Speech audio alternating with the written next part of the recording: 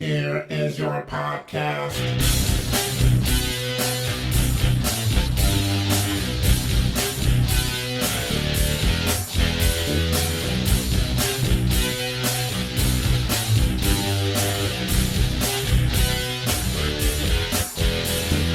You know, I've been doing this show 9 years. In the beginning, it was great. I got to show up and just talk and leave. That was fantastic. But now Mex sends me this theme song, tells me to put my own voice in it. Lily shows up. She doesn't produce a goddamn thing. All she does is laugh, turn around, and go home. The only thing I don't wind up doing for this show is listen to it. That's your fucking job. Hey, what's happening, Mike Schmidt, 40-year-old boy podcast. Remember when everybody was upset that a gorilla got shot?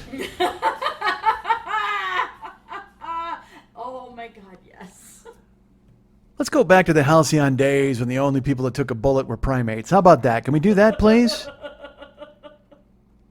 Can we just go back to the days when the only person in the crosshairs wound up being like a bushman or a fucking gorilla or one of those idiots? I mean, I don't, and look, we're, I don't know whether talking about this makes sense because I tell you what, if you don't want to hear this podcast, I don't blame you. Just go to Facebook and you'll learn all that you need to learn about shootings and people and guns, and you'll see all the arguments, and you'll find out, apparently it's okay for people to have these guns as collectors, but it's not okay if people want to go ahead and take them to shoot a bunch of people in a bar. But if they shoot a gorilla, it's okay. And if somebody rapes their gun behind a dumpster, everything's fine. I don't know what's happened in this country that everything has gone bananas. I think back a million years ago. It seems like forever ago when we were talking about a poor, like a young black person in a hoodie who was getting shot because he had the wrong kind of candy in his pocket. Or I don't even remember the story, quite frankly.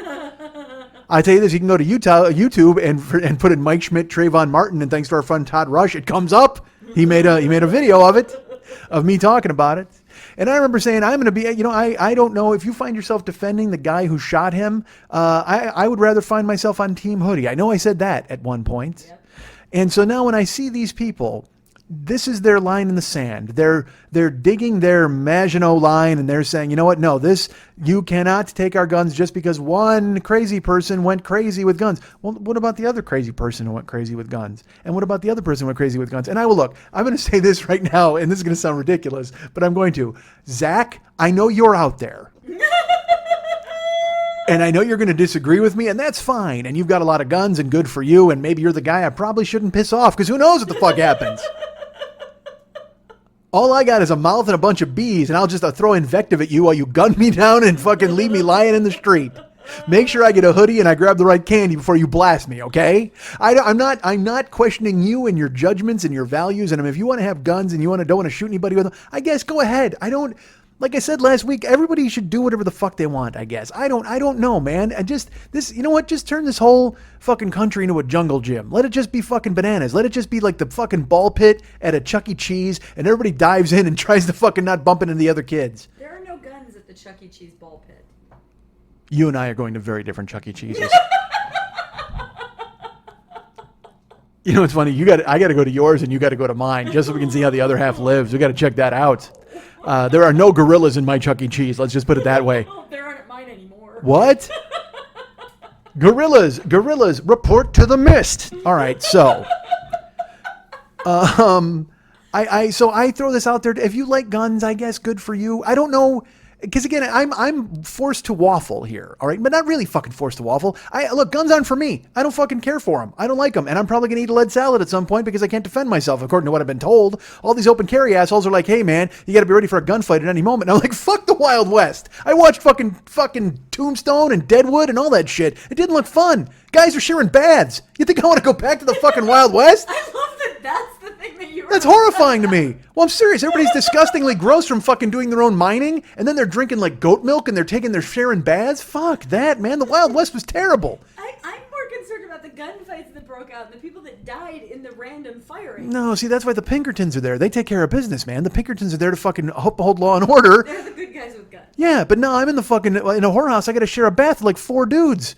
And not together. Like if I got to take a bath with 4 guys at once, maybe I'm okay with that because the water's still hot. We all get in and we all wash up and get all soapy, and then our filth is in there, and then we get the fuck out. And then a whore dries us off, and we get blown for 10 cents or whatever the fuck they did back then. You're making a face. Well, I'm just wondering if any of your lower guns go off by accident while you're in there. Look, man, I'm not open carrying in the tub. That's the only time a man can safely unstrap his sidearm. You're talking about a different type of gun. I'm talking about the lower gun. No, I'm in a whorehouse. Please, I'm not going to waste it on 4 dudes. Again, though, we're talking about guns and you're upset about sharing baths. This is what's wrong with America. I don't want to share a goddamn bath with anybody. That's the most horrifying thing of any of those. And they have a Chinaman draw 'em a bath, and it's like they got to dump milk jugs full of hot water into an oaken bucket, and they got to climb in, and they got to get out, like their knees and their feet are still out of the water. The only thing getting wet is their balls and their ass, and it's like the rest of them, they're just using that weird scrub brush. Oh my God, I hate old timey baths. This must be why I hate baths. Period. I told you, it's just human soup. It's just, you're just sitting in your own fucking filth waiting for fucking nothing. Because you get all washed off in the bath, you stand up, you're coated with a thin film of your own filth. You're soaking in it. You're like Madge from fucking Palmolive. You're just covered with a thin silt. You're like the bottom of a river. Dude, if you take a shower and you're all clean afterwards, but you take a bath, it's like you're just a human riverbed. You just get out and you're just covered with your unctuous, nasty, it's gross. You're making a face. But so that's the thing is whenever I see those old West shows like Deadwood or whatever, they make them, they have to, because there's so little hot water, they can't boil it or there's no wood or I don't know what the fuck the thing is. Great again. Yeah, fucking. Shared baths. No, that doesn't make America great. What is wrong with you? Then what decade makes America great again? I would be very happy in the Wild West carrying a gun and ready to shoot anybody who made me share a bath with somebody. That's my deal, man. I don't want to fucking climb it. And again, it's not even about junk or nudity or dudes and nakedness. I'm in a steam room with naked dudes all the fucking time. That seems like an exaggeration, quite frankly. No. I don't know about all the fucking time. Sometimes I've been in there and done that. But that's okay. I mean, I got no problem. Dude, I was in a fucking gym, and they had, dude, in their steam room. Look, I love steam rooms. I love them. But the fucking sauna, I don't get the sauna at all, the dry heat. And because you go every time, you know who takes the saunas? Guys who don't quite care for showers or baths, or maybe guys who share baths. So you just walk in and it's just like sitting in a fucking steamy armpit because everybody fucking reeks and the whole thing smells like a ball sack. The worst is when you go into a steam room or a sauna room. Because I've talked about this before at the gym when guys would like brush their hair over the steam and I wanted to fucking shoot them. I was like so miserable. But dude, fucking you go into a sauna and because old people like the sauna. Old people do. And I'm old, man, so I totally get into it. But if you walk into a sauna and there's just like old dudes reading the paper, that is... when that happens, I just get the feeling like I just see calendar pages flying backwards and I'm going to walk outside and then there's going to be slaves. Like, I mean, it's like, that's how far back in time I've been thrown. If there's an old person reading a newspaper in a sauna, I keep waiting to walk outside and see Jack LaLanne pulling a train car with his teeth and then me having to climb into that one thing with the fucking weird weight belt where it just jiggles your fat around and tells you you're losing weight or whatever the fuck that thing was. Remember that machine? It looked like an outboard motor with a fucking bandage on it. And then you just leaned back into it and it was like, blah, blah, blah, blah, blah, and it just juggled your fat around. And it's like, all right, you're skinny now. And you're like, yay, I'm totally skinny. And then you went outside and oppressed women and had a martini. That's the way it fucking worked back then. The good old days make America great. Why aren't they back? We need them. Open carry. We need guns. We need drinks. We need madmen with guns. We need madmen combined with Deadwood. But no shared baths. God damn it. Enough of that. You people trying to force me into a shared bath. I'm tired of your communal bath nonsense. Okay, so my point is, it's that thing where you're like, well, I want to see both sides of the argument. And one side, there's people who like toys. On the other side, there's pools of blood. I don't know which one to go with here. And again, you're all going to come at me and go, the Second Amendment and the right to bear arms. And then everybody, because I've already talked, my friend Eric, who loves guns, and goes off and does shooting people and shooting, or not shooting people, but shooting things. He does the target competitions and stuff. Like when I was a kid, dude, I loved the idea of guns. I like finger guns. I go Ted Lange. I mean, I like a cap gun. I like the whole fucking thing, dude. It's awesome. I used to have, one of my favorite toy guns was there was a gold gun and it shot these discs.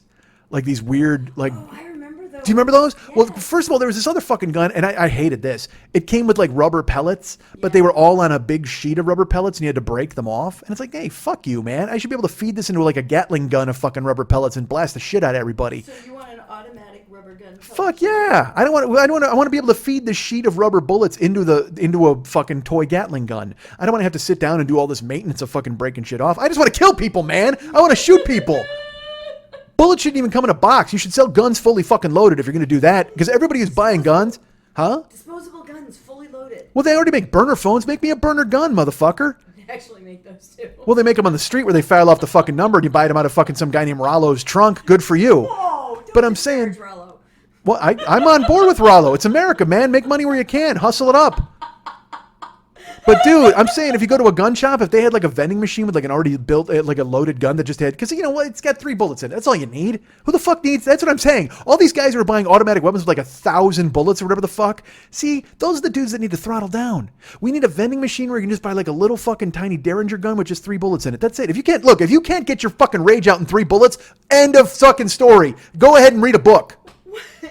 Wait a minute. I can't even. Oh my god. I don't know what you're confused about. I'm confused about all of it. Because everybody's like, well, you know, when you sell these giant fucking rifles and nobody needs an automatic weapon and nobody needs for that. Oh, it's for hunting. And I guess they're effective for hunting because I don't see any more brontosauri roaming the fucking landscape. Because who is that for? I mean, I you know what's funny? I was driving the other day and I was Ubering and I'm up in the fucking hills, like way up in the canyon. And I dumped these fucking 3 rich kids off in some fucking gated community, Max and Noah and some other kid, and they were fun. Their nana had taken them to dinner, and they were very nice to her. But I will tell you this though, fucking this kid, he might have been 15, and he's with his 2 pals. And their Nana, they're down. I mean, they're eating down in fucking Beverly Hills. So then I had to drop Nana off at her unbelievable mansion first. She lives in not Brentwood, but just off Brentwood, like in that fucking yeah. And she lived on the corner, so she had the fucking corner lot, and it was just manicured incredibly. And it was funny. We were driving, and she saw Live Nation off of Santa Monica Boulevard, and she's like, "What is Live Nation?" And all the kids were ignoring her. She's like, "I don't know.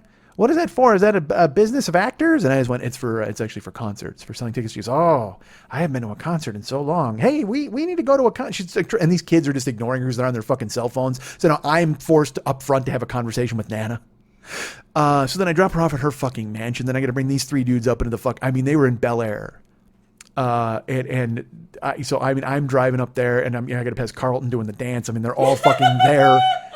And I dropped those dudes off, and they're so high up. It's that thing where all of a sudden it starts getting foggy, and you don't know if it's foggy or if you're just driving into the clouds. If somehow, you know what it is? It's not even like it's not even like natural fog, and it's not even a cloud. It's man-made fog created by the rich people in that neighborhood to confuse the poor who show up there. They're like, oh, you know what? If we can make it foggy enough, the poor people, because they have those special like lenses. You know, when you're rich, they give you that special contact lens where you can see through fucking fog and everything else. It's just the way it works. No, it's totally true. They issue it to you. But if you're poor, that's why you go up there and you're just disoriented. And they're like, yeah, there's smoke and fog. You know, I normally only seen this smoke in the dimly lit back rooms of the bars where I drink my grog and aspire to be you, rich people. You know, that sort of thing. And so I get up there and there's that fog and they're not bothered by it, but then I leave and then I got to make my way down from the fucking mountain through the fog. So I'm rolling, I'm going back and forth. That's how my car goes. And I'm spinning around left, right. And sure enough, I start driving and all of a sudden, that was a spider apparently. No, it's a little dude comes out, man. I've been up there and I've seen fucking, that noise. well, he was rustling in the bush or something. Okay. But he was little. See, that's the things. I've seen big fucking coyotes. I told you, I saw a wolf once. And remember, I did a show once where we saw one rampaging in the neighborhood and we chased him and tried to call him fucking animal control. Yeah. Well, this time I'm up in his territory now, man. So I'm doomed. And so then part of me actually thought when he ran out, because he was cute. And part of me wanted to get out and try to take a picture of him. You know what I mean? But then I thought, this is how they do it. They take the little cute one and they put him out in the street and you go, oh, look at that guy. And then out of fucking nowhere, 75 of them just take you down like a pack and tear you apart. And by the way, I don't know if I'm talking about coyotes or rich people because I have the audacity to be in their fucking neighborhood. They send out the cute little coyote. I go, oh, look at you. And then a bunch of fucking Romney bots come out and beat me to fucking death and eat me. Because, you know, they say, oh, yeah, eat the rich. And they reverse it. They eat the poor. So this little dude runs out and he stands. But here was the best part. Like, he was totally defiant. He looked kind of like scared, but also he was pretending like that he was a coyote who shouldn't be scared of anything ever. So he runs out and he gets in front of my car. And I stop, of course. And I look at him and he looks at me. He's staring at me. He's literally like, he wasn't walking. He didn't move. He didn't run. He stopped in front of me and he's just looking. He's looking in the window. His little ears are all perked up. And I was like, and I have to admit, I was like, aw, like I totally wanted to hug him at that point. Like I just thought he was fucking, I'm in a weird space, man. I mean, because I see animals now, and it's like I was always like, I like dogs or I like cats, but I don't need one or anything. And now I really I want one, kind of. It's the fucking strangest thing. So I mean, I was gonna scoop up that coyote and just throw him in my goddamn car and be like, yay, he's not gonna have adventures. We're gonna totally drive around. It was kind of like BJ and the bear, but it'd be like I don't know, Mike and the. They ride around in a car together. BJ and the bear? Yeah. Fuck yeah, they had a truck. Oh, they did. You're right. Yeah, they totally went around and they had adventures. And so I was like, I could totally bring this coyote around me and we could have adventures. And we'd be driving and I could just feed him fucking grapes or something out of my hand. I don't know why Aesop has to get involved in this. Isn't it the fox and the grapes, right? Isn't that what it is? I think so. Yeah, Aesop had the fox and the grapes, and the fox has got grapes in his mouth, and he looks down and he's pissed that the other fox has grapes. So he goes to yell at him, and he drops his grapes in the water, and he loses his grapes, and there you go, man. Sour grapes, that's where it come from. Aesop. Telling us fables. So Aesop's going to write a fable about Mike and the fucking coyote. Yes? Did the coyote have a gun? Not I'm as far as I very know. confused where we're going with the story at this point. He may have. I don't know. That's maybe that's why he didn't back down to me. Because he was just staring me down. He's waiting for me to get out of the car, and he just puts two in the back of my head and drives off in the car. Just like Toons is the driving coyote. He just fucking bails. Takes it to some weird coyote chop shop. They fucking whack up my Toyota Camry and they sell it off. Oh, man, this is how the coyotes are staying alive these days. Because we're encroaching on their territory. We're building all these houses and we're taking all their fucking land. So that's what they got to do. They got to send the cute one out. Then they ambush me. They put two in the back of my fucking head. They roll me into the ravine. I get eaten by other animals while these fucking coyotes just go ahead and take my car to a chop shop. Fucking coyote chop shop. Smack it the fuck up. Yeah, that's good. I like it. So I guess I don't fucking know, man. I don't know anything. I just know guns are fucking terrible. That's the thing is like everybody has these. Look, people love guns and people hate guns, and there are people who are just like, all right, well, guns are necessary, and then people are like, guns are completely unnecessary. I know my feelings on it. I guess I'll go into those because hey, why not? It's my show, right? Because every time I hear a story about a gun, all right, anytime there's a story where there's a gun involved, it is a terrible fucking story. Yep. It is a story, nobody has a great story where it's like, hey, you know what's funny? I lost a tooth and then I woke up and the tooth fairy put a gun under my pillow. It was so great.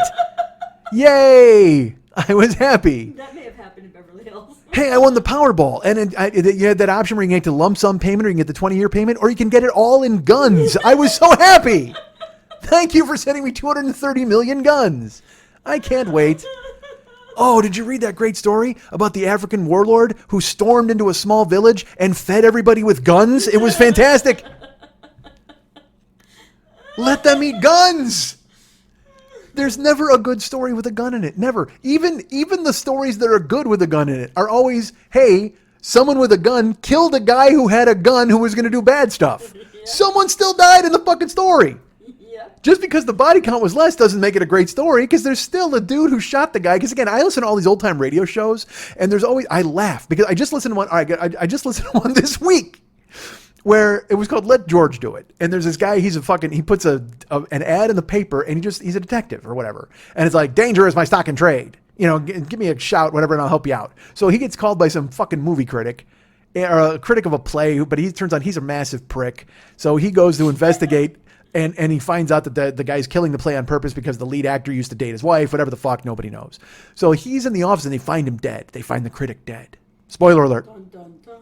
And he's like, oh my God, I can't believe this guy's dead. And while he's investigating, the wife of the critic bursts in and she goes, Charlie, you'll never hurt anyone again. And they're like, no, Mrs. Wilson. And she shoots him 3 times. She shoots the critic. And then she starts sobbing. Oh, I can't believe I killed him. They go, well, you didn't kill him. They go, what do you mean? She goes, he was already dead before you get in here. She's like, what? And they call the cops. And everybody's fine. Yeah. Like the woman is just like, oh, okay, well, good. So I didn't kill him. All right, that's fine. No, but you just shot your husband 3 fucking times. Yes. And that's the thing in these stories. It's all like bang, bang, ha ha. It's like when you were a kid and you played guns and you go bang, bang, and then you got to fall down and count to 10. In real life, these people fell down. They're going to be counting for a long fucking time. So whenever I hear a story where they're like, oh, there's a good story about a person with a gun, like I said, all those shows in the old days, nobody really gets hurt. They don't deal not only with the person because the person gets shot and goes, oh, and falls on the ground. Yeah. And the other guy goes, yeah, any other mugs want to get in my way? But we don't deal with the sonic damage that poor Butch had to deal with when he went back to his room and he went, man, I shot that guy in the fucking stomach. What the fuck is wrong with me? You know what I mean? Like that exists. That trauma exists. So when you hear a story about a guy who shoots, like in a movie, say a guy in a movie theater goes in crazy and he opens fire and he kills like 10 people, but then a cop comes in and shoots him in the head and puts him down. They're like, that cop's a hero. Yeah, he did the right thing and he saved lives. And I understand that's the job he's undertaken for himself. But I have who's my one cop listener. He's out there and he's going to be like, you're right, Mike. So I mean, I respect it and I understand it. But at the same time, that fucking person, there is no good story with a gun, even if that guy shot the guy who was shooting everybody else, because you know what? He still has to go home and go, fuck, I shot a guy. I fucking shot a guy. That's why with military people, like I do whatever you have to do and I respect it and good for you. And oh my Christ, I can't even imagine being thrown into that situation. I don't want to ever have to make that choice. And unfortunately, these are people who are forced to make that choice all the time and every day. And then they come home here and they're like, all right, well, you should go get a job. And it's like, what kind of job am I going to get? What kind of job am I going to get? I just fucking, you know what my last job was? Here was my last job. You're literally going in, you're like, all right, tell us a little about your last job. Well, I would put on about 75 pounds of gear with my friends in 110 degree heat. And we would spread out in a thin line. It wasn't a lot of camaraderie. I mean, we were all there for one another. We didn't do a lot of talking. But we all knew what our job was, and we had to efficiently do that job, or something terrible might happen to our friends. So the 10 of us would line up across a road, and some of us had mirrors on sticks, and some of us had like weird metal detectors, and some of us were just waiting to step on a click. And we had to make sure that the coffee can on the side of the road was filled with lard for cooking or coffee for brewing or an improvised explosive device that was going to kill the 4 guys I had bonded with last night playing cards. That was my last job. So I think I'd make an excellent barista. Actually, when you think about it, get the fuck out of here. What are we doing for these people? How are we taking care of them? We are sending them to do terrible things in the name of supporting our country, and then we're bringing them back and nobody gets supported. Nobody gets helped. And I can't speak to fucking sonic damage. I can't speak to psychic damage.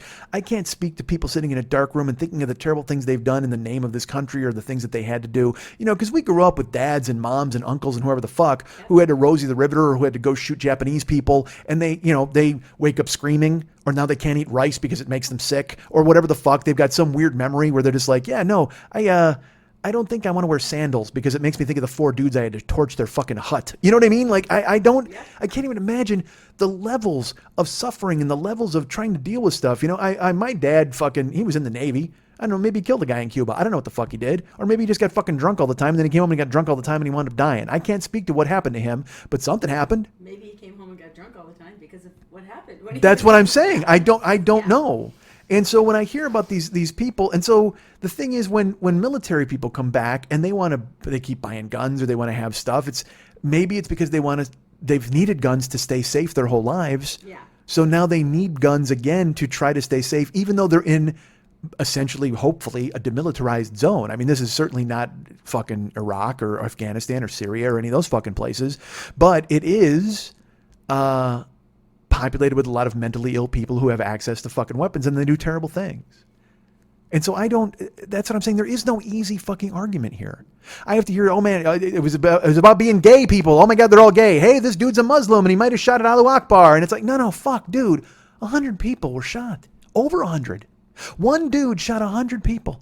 50 of them were murdered. I don't give a fuck who believed in what. I don't care who was wearing what color. I don't care. I don't give a shit. It's like the same thing with gang violence in Chicago. I mean, I don't care if you're wearing red or blue or whatever the fuck. We got to fix this, man. I don't know. I'm not saying ban guns. I'm not saying you have to take guns away from honorable citizens. I don't know. That's the thing. There is no fucking answer. I think a reasonable response is having the capability of one person to kill that many people that quickly is definitely a problem. True, but what I've been reading, again, I've been trying to read as much as I possibly can in the wake of this, if only to know that I should stop going to gay nightclubs. I'm glad you took away something valuable. Well, I'll tell you what, I'm being kind of a hypocrite here. Yeah. I say I don't like sharing baths. But in the gay nightclub, they have a really cool bathtub. Nothing wrong with going getting clean with some fellas. So I've been reading about, like, again, I don't know if those weapons are for sale, or if those weapons are for sale, they're easily modified by people who are overseas or who know anything about the military, or who can buy a book on the fucking internet, and they can change. Here's my favorite thing. They can change a weapon of death and destruction into a weapon of massive death and destruction. Because honestly, if that, and I don't know, we're getting dribs and drabs. I just tell you this, I'm doing the show Friday afternoon. The shooting hasn't even really happened yet. I'm just kind of guessing what may be happening later tonight.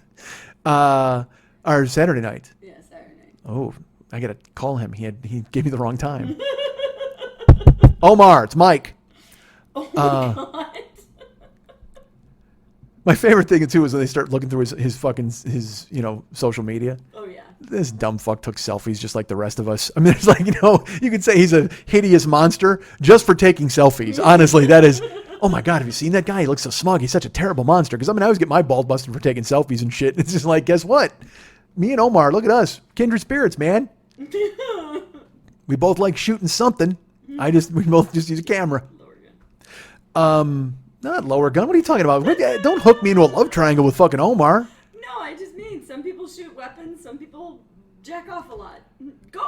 If you ever have the desire to go kill someone, go into your bedroom, grab some lube, and jack off. First of all, if you still want to kill somebody after that, see a therapist. Well, you know what? That works with everything.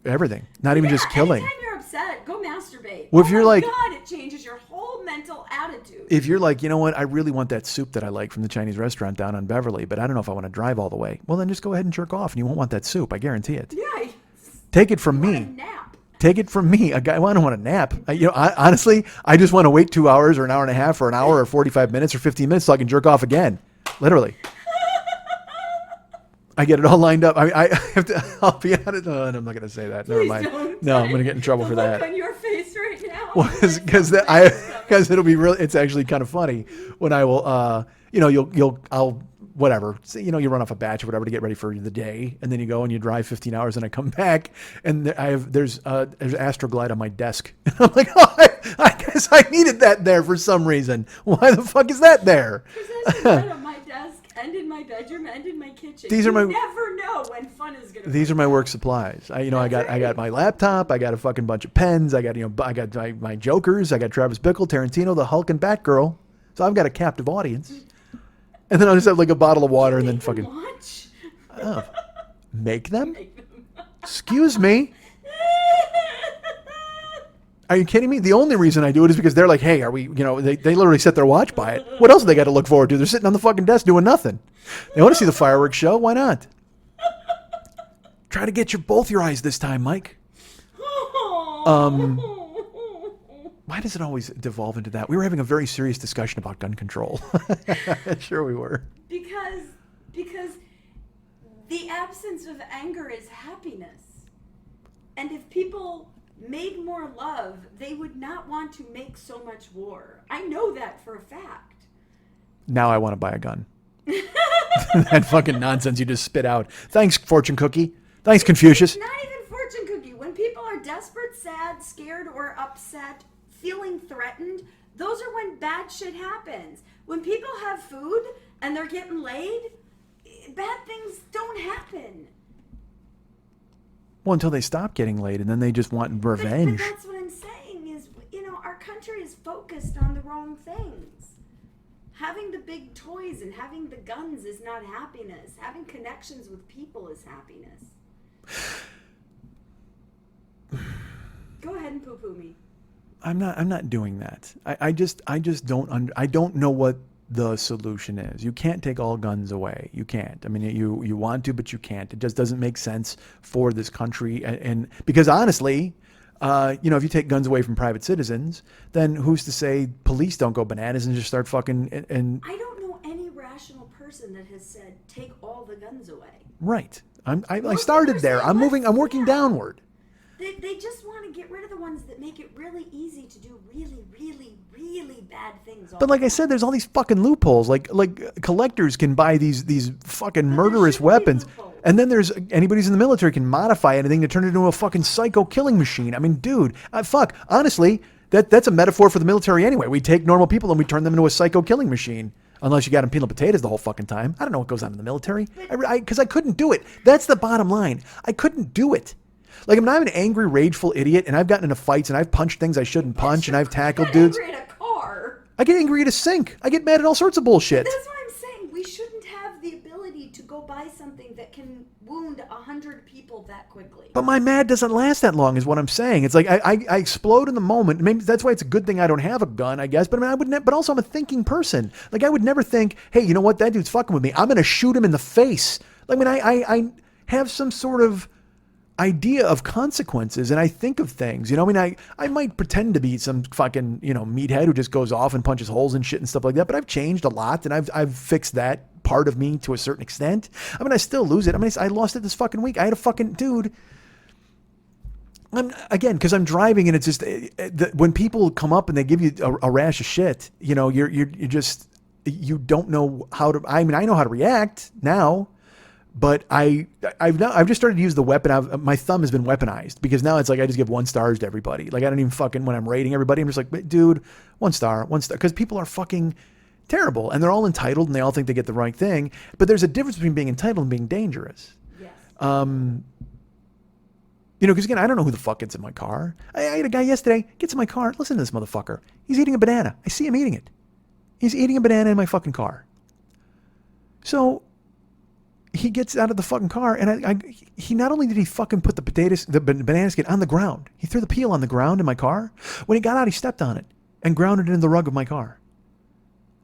What the fuck? Where do you live that's acceptable behavior? Who the fuck do you think you are that you can just get in somebody's fucking vehicle, whether it's a cab or a bus or whatever the fuck it is, and discard your garbage on the goddamn ground and then fucking step on it on your way out and not even think about it? And he wasn't drunk. It was during the fucking day. He was just a fucking animal. Did you call him on it? Did you tell him to take his banana peel with him? Well, no, because I didn't even see when he was eating the banana. But then because I park after the people get out, and I look in the back seat and I see the banana peel just fucking ground into the thing. He's gone already.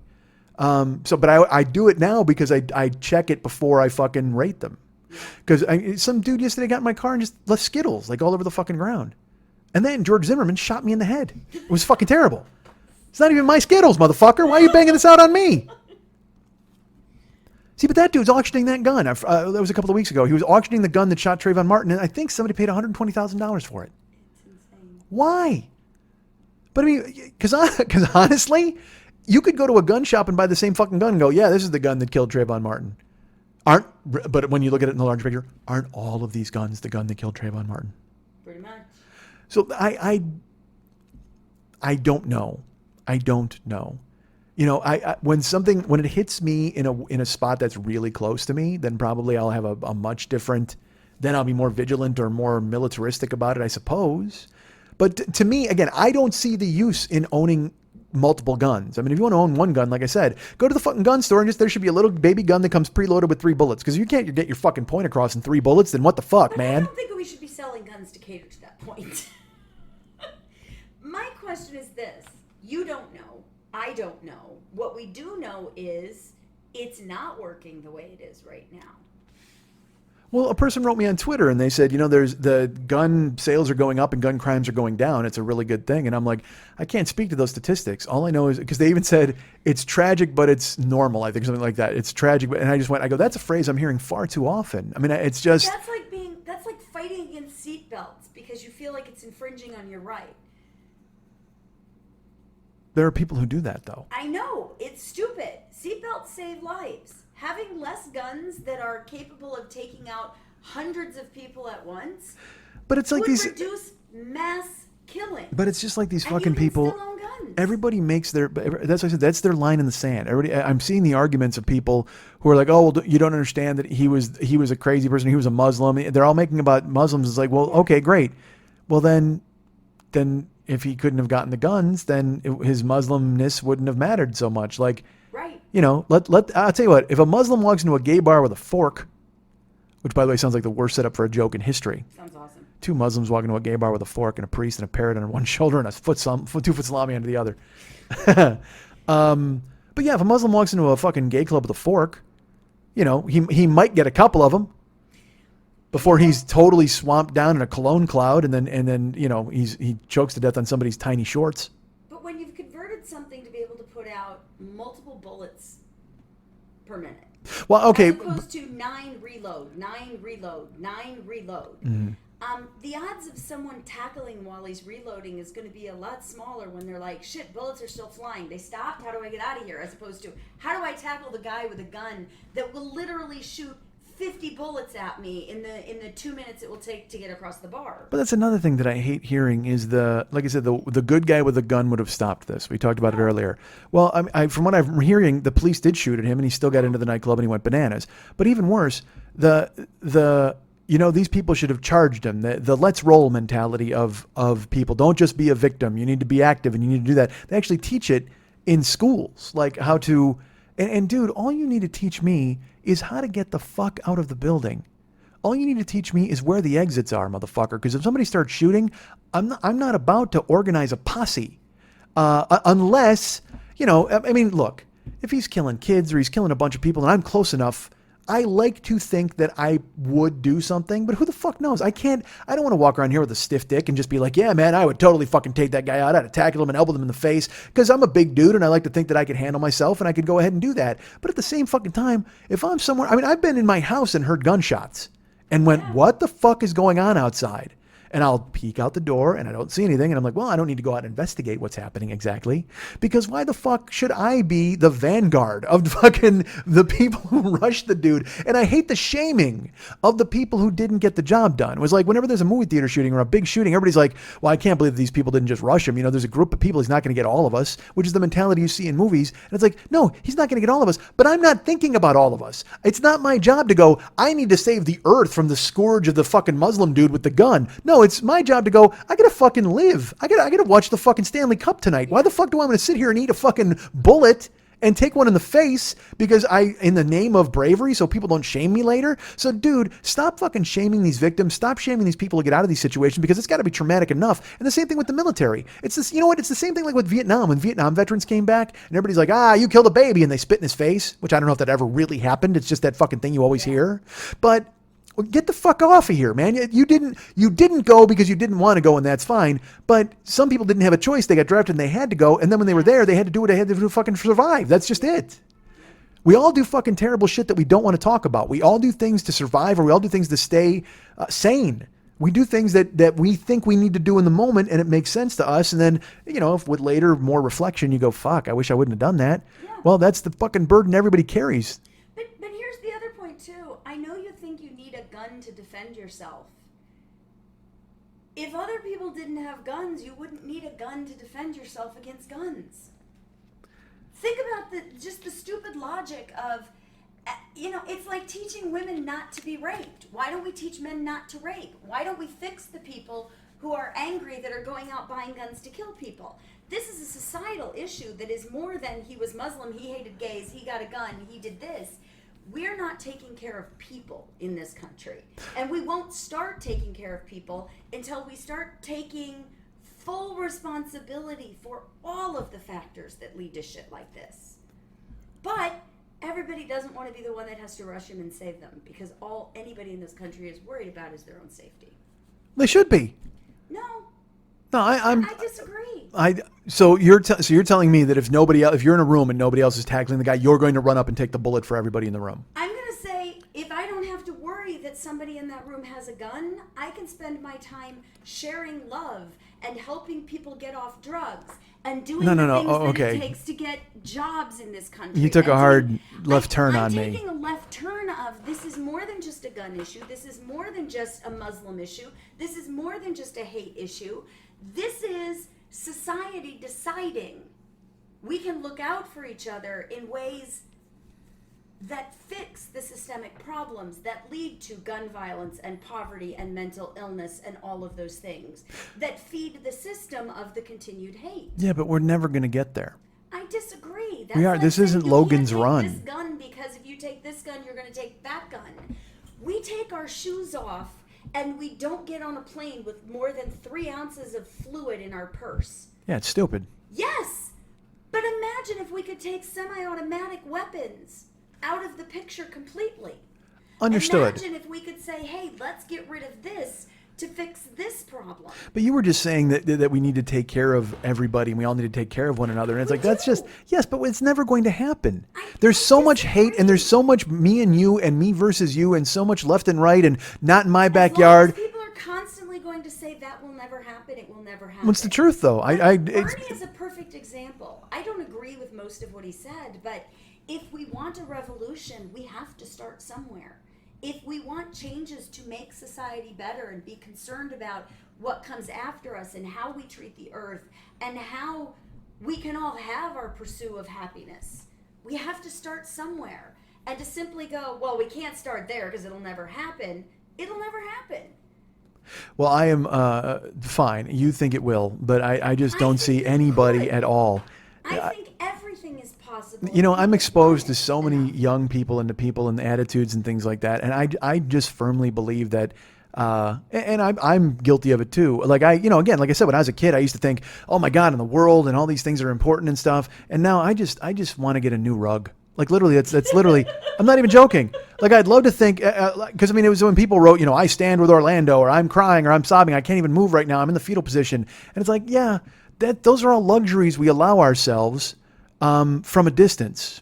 Yes. But at the same time, you still got to pay your phone bill. Yes, but at the same time, 600 people went out to give blood immediately. Good. Okay, if we all consistently go, what's the one thing we can do today to make the world a better place, instead of how do we get through today and get to tomorrow? Yes, but what I'm saying to you is that will never happen. People will not do that. You're part of the solution or you're part of the problem. Okay, well, I'm the guy who just sits back and watches it all happen. And I'm not trying to be some doe-eyed, optimistic, oh my God, we can all sit around the fire and, eat vegan food and be happy. We can all live our rights to pursue happiness as long as they don't infringe on other people. Yes, but I mean, right to own a semi-automatic weapon that can be converted as an assault rifle to an automatic weapon to kill or maim 100 people does not outweigh my right to be able to walk into a gay bar and dance and not be in fear of dying in a mass murder.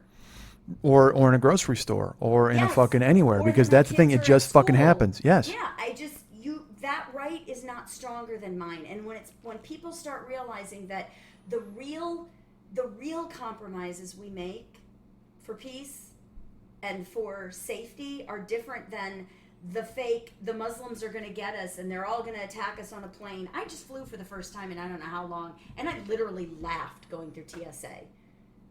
And I went, there's nothing about this that is keeping a terrorist off a plane. No, there's nothing about it that's safe. There's nothing about this at all. I've talked about it before. I mean, for $85, you don't have to have them look at your shoes and your fucking laptop and all that kind of stuff.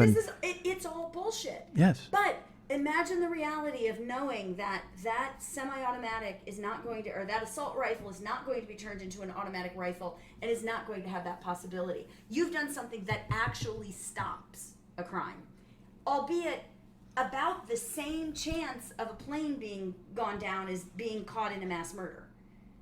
You know what I mean? Your odds are still there, but it's something that tangibly can fix that issue. I just want to drive around with a Coyote. Just have him get in the car with me and just fucking roll around town. That's perfect. You should. I was driving in like Watts the other day and I saw a dog just like by himself. And it was in South Central. I mean, it was a bad neighborhood. And I just saw this dog, and he was like a little pug dog, and he just was sprinting, like he was running as fast as he could, and he had no chain on him, and there was no humans, there was no collar. It didn't even look like, it was so, because again, I'm an old person, I was struck with both tremendous optimism and tremendous sadness at the same time, because I felt that he was escaping something terrible. He was running for his future. He was so happy because his face and his tongue, and he looked really cool. But at the same time, I worried for him, because if he just ran into the street, he was going to get smucked and smashed by a goddamn car. So I was like, and I guess that's a metaphor for life. You're running free, and you're doing what you can do, and you're trying to enjoy it, and you're just trying not to get hit by the next fucking car that comes along. But I remember looking, I can still see him in my mind's eye. I can absolutely see him just sprinting and happy. And it looked like he'd escaped something terrible. It looked like he was just getting the fuck out and getting away from a pen or a fucking yard or whatever the fuck it was. And he was just heading for his future. He was so optimistic. And I was just in my head, I'm just like, but in a movie, a fucking car would blast him the second he crossed the street. Because he was heading, he wasn't even, it's not like he was like, oh, there's a stop sign. I mean, he was just fucking going, man. He was like those chicks in Cincinnati or whatever the fuck who escaped that dude's house when he kept him in there for 18 years. And then one day he left the door open and the four of them were like, let's get the fuck out of here. What do you think? Or he kept him in the basement or whatever. And, yeah, Cincinnati, Cleveland, Ohio, whatever the fuck it was. I don't know where it was. Akron, Lima. I don't know where it was. But imagine those people being fucking kept in a basement in a water solution like Precogs and Minority Report or something, and then all of a sudden they see the fucking thin level of sunlight and they're just like, let's get the fuck out of here. What do you say? That moment of going, let's get the fuck out of here has got to be the greatest moment in their lives. And then and unfortunately they don't get to see him get justice because he winds up killing himself in prison or whatever the fuck. I don't know how the fuck I got talking to these people with a dog. It's so stupid. Because again, there's so much shit that happens in the world that even if you solve the semi-automatic weapon gun thing, we still have to deal with all the rest of that. There are, I've talked about this, just the sum of suffering that has been involved in this world is astonishing to me. And man's inhumanity to man and the levels of cruelty and all those things. I mean, that dude that night got dressed, grabbed the gun. It wasn't an impulse. That's the thing is like I said, I've punched holes in walls. I've fucking beat up a car. I mean, I've done all sorts of dumb shit in the moment. But this dude, he fucking planned to go and just massacre a fucking shit ton of people. Why? And that's the thing is he's dead, so we'll never fucking know. And again, the night before that fucking, the girl from The Voice, the contestant from The Voice gets shot at a meet and greet. And I saw her last post on Twitter was a Vine or something, and she's like, an Instagram, and she's like, I'm so happy to be back in Orlando. It's home. I'm going to be performing tonight, and there's a meet and greet. Come out and see me. Okay, yay, bye. And yeah, bye. No fucking kidding, bye. And then you start reading about that dude, and the dude who killed her, there's no explanation, like none.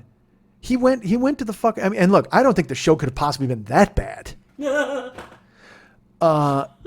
So he planned it. He planned it. That wasn't a spur of the moment. It wasn't like, oh man, this show blows. I better go to the meet and greet and plug her with a couple of fucking lead fucking fastballs. But man, I'm telling you, I read that story and that's almost scarier than the Muslim dude. The Muslim dude he's whatever. He's upset and he doesn't like gay people. You sort of understand, not understand. What he did was because of this particular reason, sort of. It has a clearer explanation. Yes, it's not right. It's not. I'm not explaining it. I'm not saying, oh, well, I understand it. Yeah, I'm just saying that. Clearer narrative of why. Right, the dude who shot the girl from the fucking reality show. I mean, and the first thing I thought of was Rebecca Schaefer, and like that's a story that like if it happened now, people would go fucking bananas. Rebecca Schaefer was an actress when it was in the 90s, I think, and she was in a show called My Sister Sam, I think, with Pam Dauber. Yeah. And a guy came to her house, knocked on the door, she opened it, he just fucking killed her. He just shot her in her own fucking house. And it was funny because the reason I remember that so vividly, Howard Stern was on Bob Costas on that later show. And by the way, if you don't have satellite radio, you need to get it just to listen to Howard Stern every fucking day. There's no reason. Although I will say this, Howard Stern he's unbelievable. I listen every day. But fucking dude, you know how I'm trying to phrase this properly. Jim Brewer must be the most annoying person in the world, but makes me turn off Howard Stern because I don't want to hear him talk. I recognize Jim Brewer's funny and he's got funny in him, but holy Jesus. I mean, he is annoying and fucking terrible in the voices. And the thing is, Howard thinks he's hysterical, but when he goes into these voices and stuff, they're just, it's, oh my God, it was so tiring. And he would, over the weekend, they play Howard over and over. So I tune in and I hear Brewer and I go, well, fuck, now I can't listen for 2 hours. I can't fucking listen to this. It's just, I mean, whether you think he's funny or not, good for you, whatever he does. But Jesus fucking Christ. Even if you think he's funny, you have to admit it's fucking annoying as hell to hear him go into those voices. It's just crazy. It's crazy. But Howard Stern was on Bob Costas, and Bob Costas was asking him about how he influences people with his words and his language and stuff like that. And he actually kind of mentioned Rebecca Schaefer's murderer being influenced by media.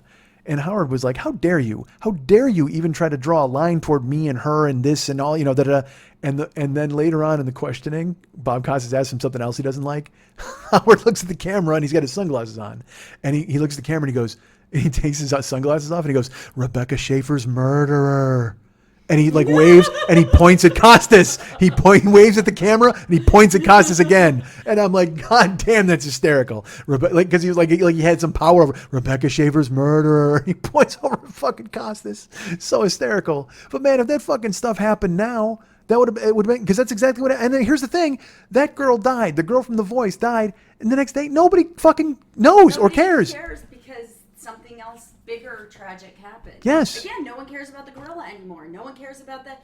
Well, the first thing I thought, I got to be honest again, because my brain goes to jokes. Like when I heard about the shit that was going down in Orlando, I almost tweeted because I was out at night and I was working Pride here in LA. I was driving people and all this stuff. So I'm down there in the soup and I'm picking people up and I start to see it come over on Twitter. And it's that thing where it unfolds. Yep. Disturbance in Florida.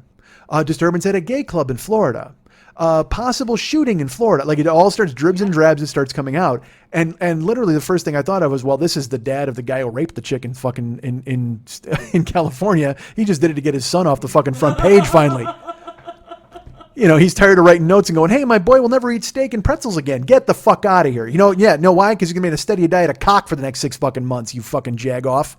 Dude. You know, I talked last week and we were like, well, we got to hope that he rehabilitates. And I don't know whether the guy, fuck that kid. When I saw the bullshit that his parents wrote to try to get out of it, he's going to be ruined in prison. And we couldn't even decorate our home. And now he doesn't enjoy steak anymore. And I'm just like, you assholes, you are so fucking tone deaf and you don't understand the hurt and the pain and what this kid caused. I mean, I don't give a fuck if he was drunk or if it was in the moment or whatever the fuck it was. That motherfucker is, you know what? She's his gay club. That woman is his gay club. And she will never be able to experience life the way she wanted to live it because he showed up with a fucking AR-15 behind a dumpster and he fucking filled her full of holes. Fuck that. Yeah. So you know what? That dude deserves all the punishment he can get and more. Because they're like, he'll never be a doctor. He'll never go to the Olympics. And good. Fucking good. Good. I don't care. I remember I was saying last week, I'm like, well, you know, maybe he'll get a job and he'll rehabilitate and all. No, none of that fucking shit's going to happen. He might still. There's always the hope that people who do dumb shit come out the other side better. But not when you hear his parents and how tone deaf they are. They've made it. It's about him. Have made him. And then you find out that he texted pictures of her. That was. And you're just like, because again, none of that shit comes out in.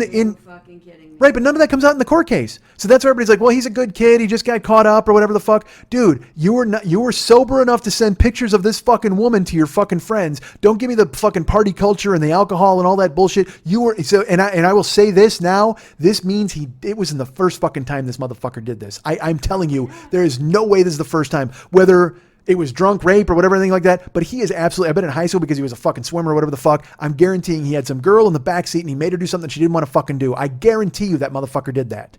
And got away with it and thought it was okay and lived this life of privilege where he could do whatever the fuck he wanted to do. And then fucking, sure enough, dude, the fuck that he took pictures and sent them to his fucking friends. God damn it. Does the judge know about that before he gives him this fucking lenient sentence? Get the fuck out of here. Fuck boys will be boys and fuck all these, fuck rape culture and fuck all these people. It's just so brutal and terrible. And so that's what I'm saying. She is his Pulse nightclub for the rest of her life. She will always remember that dude and she's going to end. But the worst part is, you know, anybody who survived this is going to be all fucking shell shocked, but at least they know the guy's dead. They may have lost 49 friends, 50 friends, 4 friends, but whatever the fuck. Don't understand why. Nobody will understand why. But that's the closure you will never get when stuff like this happens. Right, but that's what I'm saying. She's going to have to deal with him getting out of prison, and then he'll get the fucking redemption tour where he goes and he gets interviewed by Barbara Walters or whatever the fuck. He's like, I really learned a lot here, and I'd like to talk to her, and I'd like to reach out. Get the fuck out of here, man. She doesn't want to breathe the same fucking air as you. She doesn't want to be on the same fucking planet as you, and she shouldn't have to be. It's terrible. And you know, I'm almost ashamed of myself that last week I tried to prevent both sides of it, and it's like, fuck that, dude. There is no both sides. There's always both sides because of whatever that led up to, you know, again, this guy, I don't think was a full-on Muslim terrorist. I don't think he was a full-on I hate gays. I think he was also a misogynist. I think all of these things come into play. And I think there was some mental illness because when you can't make a reasonable decision, when your decision leads to, hey, it would be a really good idea to rape someone, or it would be a really good idea right now to go shoot a bunch of people up, or it would be a really good idea to rob a bank, a lot has led up to that point in any criminal's Well, life. sure. Even if it's the first time they've done it, a lot has led up, and there's a lot of reasons, not excuses, but reasons. The problem is we're still at a point in our country where we don't want to deal with the reasons. We don't want to fix the problems that lead people to do stuff like this. Some people will always be crazy. Some people will always be evil, if you want to use the term evil. But there are ways to fix the system. There are ways to make it better. This doesn't happen in every country. There are different atrocities that happen in other countries. There are different atrocities that happen in other places. But, you know, there are things that are truly fixable. Just me and a coyote on the open road. That's it! Got the window rolled down. He's got a little face out there. Schmitty and the coyote. I'm just pulling over to find rabbits for him so we can eat them in the back seat. Fucking awesome. Schmitty and the coyote. I can't find a good name. Because I don't want to call him a dingo. Schmitty and the dingo? Yeah. Yeah, no. But the two of us, he's just on my shoulder. How great would that be? What's his name? Boy, I don't know. That's a rough one. I didn't name him in my brain. We made eye contact for a good long time, and I looked at him, he looked at me, we were staring. And part of me was just like, well, you know, is he... Because, you know, I'm up in his territory. This is his deal. You know, I dropped the rich people off, and then I wound up in the fucking backwoods, and this is his town. Literally, I'm in his town. And I tell this story because I think it's cute. Like, I wanted to scoop him up and put him in my car and be friends. You know, he's telling a completely different story to his coyote buddies. That was his Tiananmen Square. It probably was. Yeah. Tired of the fucking cars. He was. He's just like, you know what? You guys built the road through my fucking house. Fuck this. He just stood there. And you know, I know in the underbrush, there's other coyotes that are going, no, don't. And he's just, nah, fuck, I'm tired of this shit. Tired of it. Next car that comes through here, I'm fucking staring that motherfucker down. And he didn't realize it would be me. And I pulled up Toyota, and he's just staring at me. Little face, little tongue. I'm like, oh man. You know, I was thinking he was cute. I should have thought he was brave. I want him.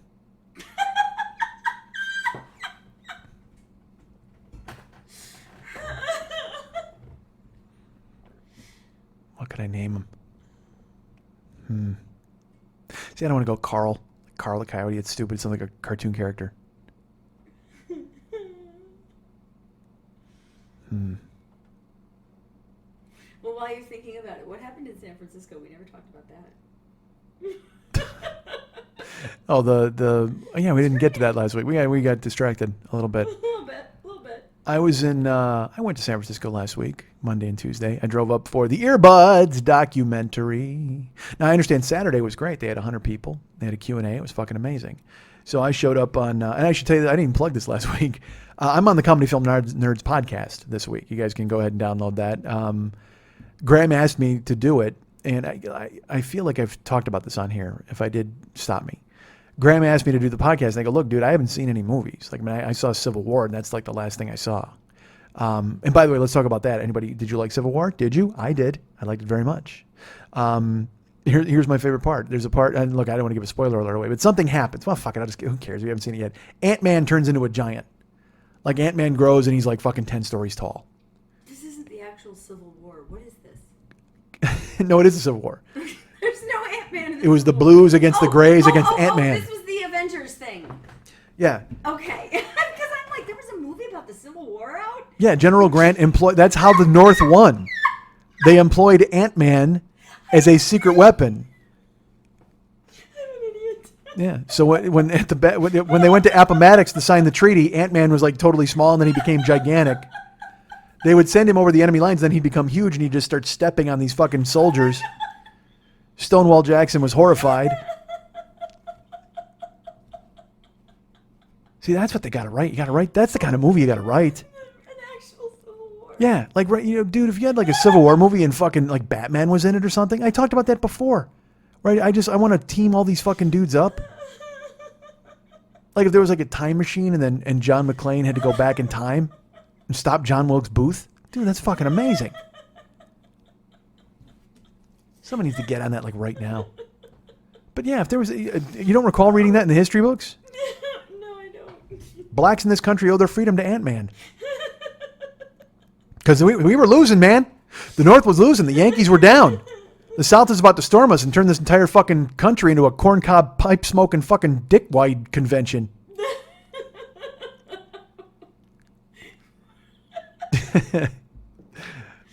That's the problem when you're just talking on the speed of your head. You're like, your mouth is like, you're really trying to say corncob pipe smoking dickweed convention? All right, I guess so. Is that the name of the show?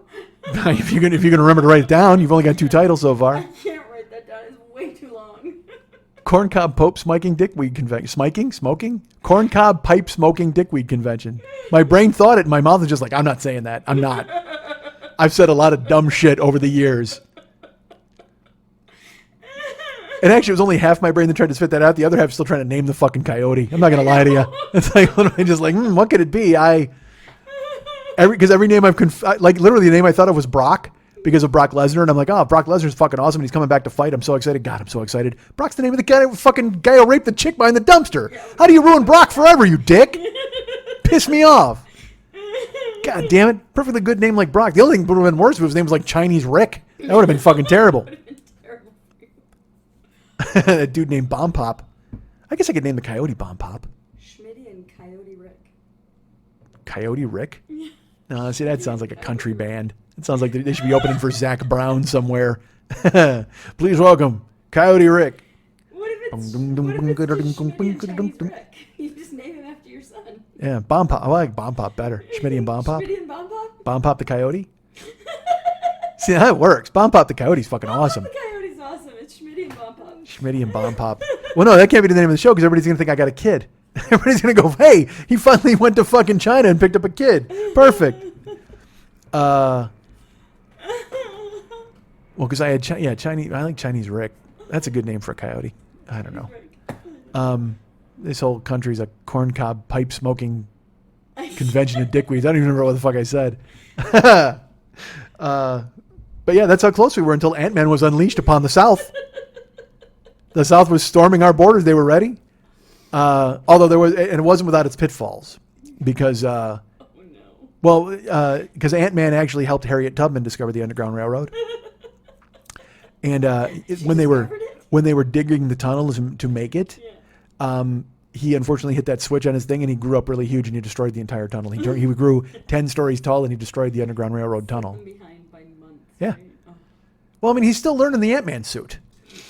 You know, that's the deal. He's there and he's like, all right, I'm pro black guy. And so let's go ahead and win this war for the North. And the South was, like I said, they were stormtrooping and he hated grits. He's like, fuck this. I'm getting involved. So he wore the Ant-Man suit. He meets Harriet Tubman. He starts creating the fucking Underground Railroad. And then boom, he hits the switch, grows 10 stories tall and he fucking destroys the whole Underground Railroad tunnel. And that's why a lot of the stuff was done above ground. How was San Francisco? We should have sent Ant-Man to Vietnam. Because they had those, Charlie had all those tunnels. Just fucking have Ant-Man like run in there and he just fucking grows big and he destroys all their tunnels. Dude, that's perfect. Yeah, those movies, you know what, you get fucking, because again, I will tell you this about Civil War, the Captain America Civil War movie. I dug it. I liked it. So anyway, I got to tell you my favorite part is Ant-Man grows giant in the middle of the fight. And it's like, you know, everybody's fighting and Spider-Man is fucking amazing in it. Spider-Man's fighting and he beats Falcon and the Winter Soldier in one by himself. And he fucking webs him to the floor, and he's just great. Even though he's a big dork, he's just fucking, it's perfect comic book Spider-Man. But Ant-Man grows to be like 10 feet tall, and he's just stomping at everybody. No, he's like 10 stories tall. He's gigantic. And he throws a truck or something, and Iron Man is like Robert Downey Jr., and they just show his face, because they do this thing now where they're inside the suit, and you can see Tony Stark's face. You don't care about any of this, but I don't care. And he just goes... He has his deadpan face, and because Ant-Man just like grows really big, and someone goes, "Oh, come on!" Like because they, you know, what the fuck? How's this happening now? And Tony Stark just goes, "Does anyone on our team have any shocking or fantastic powers that they could unveil in the middle of the fight? Because this would be a good time for them." And it's just such a great deadpan throwaway. He doesn't smile. He doesn't laugh. He's not mad or scared. He goes, if anyone on our team has any fantastic or shocking or fantastic powers that they could unveil in the fight, this would be a good time. Because you don't, again, he grows 10 stories tall. They're like, what the fuck is this now? And which is awesome. And it's great. And the fights are great. And it's totally fun. And the lines are drawn. But at the same time, I must say this, as a 48-year-old man, I'm growing a little weary of consequenceless violence. Does that make sense? in these movies, there's no blood. There's like very, very little blood, like very little things. cartoons. Yeah. And so these guys are punching each other and they're throwing trucks and everybody's getting, there's bullets flying. Everybody's in this huge fight and all this stuff's going on. And nobody gets hurt really because they all have superpowers and they're like, oh man. And they just dust themselves off. It's like a big fucking crabapple fight from your neighborhood where everybody was friends at the end and they went home and they just took a bath and they had a sandwich. I mean, like, no, there's no consequences at all to any of their fights. Like even in the first two Avengers, it's just like a bunch of ghouls from the sky, basically. They're just fighting protoplasm and robots. And like, all right, whatever the fuck, I guess. There's no, because in the comic books, there's villains. Like, you know who Kraven the Hunter is, and you know who Mysterio is, and you know who these guys are, and you understand their motivation, which is, I hate heroes and I hate the world, which is good for them. But in these other movies, they're just fighting like fucking dudes from the sky who who have no motivation. Like I told you, one of my favorite things is in one of the Austin Powers movies when they follow a henchman dies in the Shark Tank, and they leave. It's an outtake on the DVD. So they actually go, they show his phone ringing, and then they go in and they show there's a party at Applebee's for him because it's like his birthday, and there's Rob Lowe and like a bunch of people and they're waiting for him to get off work, and then they go to the woman's house and where his wife is like preparing a party with the children, and a guy comes and he hands her a note and it's like your henchman number 4 died at this fucking Shark Tank, and so they deal with the consequences of that guy dying. It's fucking hysterical. So in these movies there's no consequence whatsoever. And also I will say this, a spoiler alert, huge fucking spoiler alert for Civil War. Okay. I apologize. It's the big thing is like, whose team are you on? Captain America or Iron Man? Who will you back up? And Iron Man's he's kind of siding with the government and he wants to throw everybody, he makes the heroes kind of retire or whatever. It's a mess. It's a comic book mess. Okay. But at the end, it's Captain America and the Winter Soldier and Iron Man. And they're sneaking through a castle with Scooby and the gang. They're trying to find something that's going on. It's really ludicrous. Like they show up in this winter landscape and then they go in and they're like tiptoeing downstairs, and there's doors and trap doors and shit. And I'm just waiting for the monkeys to come running in and out being chased by like Italian villains. I mean, it's just that kind of ludicrous where it's just 3 dudes and they're like, what are we here for? Well, Baron Zemo's in a fucking like shatterproof cube and he's going to show you something you don't like. So it turns out, and again, spoiler alert, if you don't want to know about Civil War, please leave now. Go hide behind a dumpster and take some photos. So, what? I don't know what people do with their time. So in Civil War, they find Baron Zemo's like, haha, watch this movie. So there's a movie they have to watch. So now they've been tiptoeing through a castle and they're looking for bad guys. And like, it's just, they split up and then they don't split up and then they're together and they watch a movie. And in the movie, you see the Winter Soldier who's there. It's Winter Soldier, Captain America, and Iron Man. And in the movie, Winter Soldier's done terrible things. He's been brainwashed to be the Winter Soldier, but now he's back. He's Bucky. Hey, I'm Bucky, man. Forget all that Winter Soldier nonsense. Now I'm cool. I'm good. Everything's fine. And that weird shit is all past. But then Baron Zemo shows up and whispers like a word to him, like, haha, Rosebud. And he goes, oh my God, I'm still the Winter Soldier. And he kills a bunch of dudes, but not really kills them. The only people who die are humans, but you don't really see them die. It's fucking weird. So at the end of the movie, Captain America and Bucky, Bucky's like his pal. He's his childhood pal. So Captain America's with him all the time. I know Bucky's a good guy. I know Bucky's fine. I know Bucky was the Winter Soldier and the Russians brainwashed him and now he's got this word in his head that'll totally turn him into this fucking killing machine. However, I'm going to ride or die with my man Bucky. All right, Captain America, good for you. But they get into the castle. They sneak around. Baron Zemo's like, hey, I got a movie for you guys. And the 3 of them in their fucking superhero costumes go, all right, well, cool. Let's check out this movie. And they show it. And it is literally a film of the Winter Soldier murdering Iron Man's parents. It's not just like foggy, grainy from a distance. Maybe that sort of happened. No, somehow they have 5 different security camera angles of Bucky running the Starks off of the road. And then Mr. Tony Stark gets out of the car and then the Winter Soldier kills him. And then literally goes around to the passenger side where the mother is still stricken from the car accident she's hurt and she can't move. And he reaches in and he throttles her just grabs her neck and he strangles her to death in her seatbelted seat. And then they literally almost like pan up and he's like, he flips his hair. He's just like villainous to the end. So they're watching this movie. Now it's Iron Man has a vested interest in this film. And the Winter Soldier who's like, oh man, I do a lot of crazy shit when I get drunk. And Captain America was like, well, I'm that ride or die thing with Bucky seems like a bad idea at this point. Yeah. And Iron Man watches his parents be extinguished by the Winter Soldier. And he turns to look. And like Bucky looks at him. And I don't even know how you attempt to explain that. Like literally like, I totally needed a Snickers bar. Like what the fuck do you say at that point? But he just kind of looks at him and then Captain America's like, Tony? Like I get it, but that he's different now. Like they try to negotiate out of it in a way where like he's going to go, hey, look, that's the Winter Soldier. And he did terrible things, but we all do crazy things sometimes, like kill the parents of a guy. And so Iron Man is just like, I'm going to fucking murder you. And so then they have a huge fight. And good. And so, it's a great fight scene. It's awesome. It's the three dudes just fighting and going at it. And Tony Stark is like animal rage. And he's just like, I don't care. I'm killing you. It doesn't fucking matter. But then he doesn't kill him. And then at the end of the movie, I can't even go into the fucking resolution. But I mean, it's like they expect us now going forward. How does Iron Man ever get in the same room as the Winter Soldier? How do any of us go, well, that's that Winter Soldier guy's pretty cool and he's funny. I mean, sure, he killed Iron Man's parents whom we love, but it's all right. He seems to be on the right side now. I mean, there's some shit you can't explain away. There's a video of you killing this dude's parents. How are we supposed to believe they're ever going to team up in the future? How are they ever going to be friends? And I don't know how they did it in the comic books. I don't know how they fucking going to plan on doing it in the movie universe. I don't know if Doctor Strange is going to erase his brain. He's not going to remember how his parents died. I don't fucking know. And also, can we just finally, the only people who die in any of these superhero movies are the parents of the superheroes. Can we stop? I mean, maybe that's all from the comic books and I don't know it, but literally like, Batman's parents die in front of him and he's freaked out forever. And so he hides in a cave. Now Iron Man's parents have literally died in front of him. So he wants to fight the Winter Soldier, but it turns out they might have to be friends. Superman's dad died because he was saving a dog from a car and a tornado came. And Superman wouldn't go save him because his dad went, no, that's okay. I don't mind taking a bullet here to teach you a lesson about humanity. Fuck that. Save your dad. Get the fuck out of here.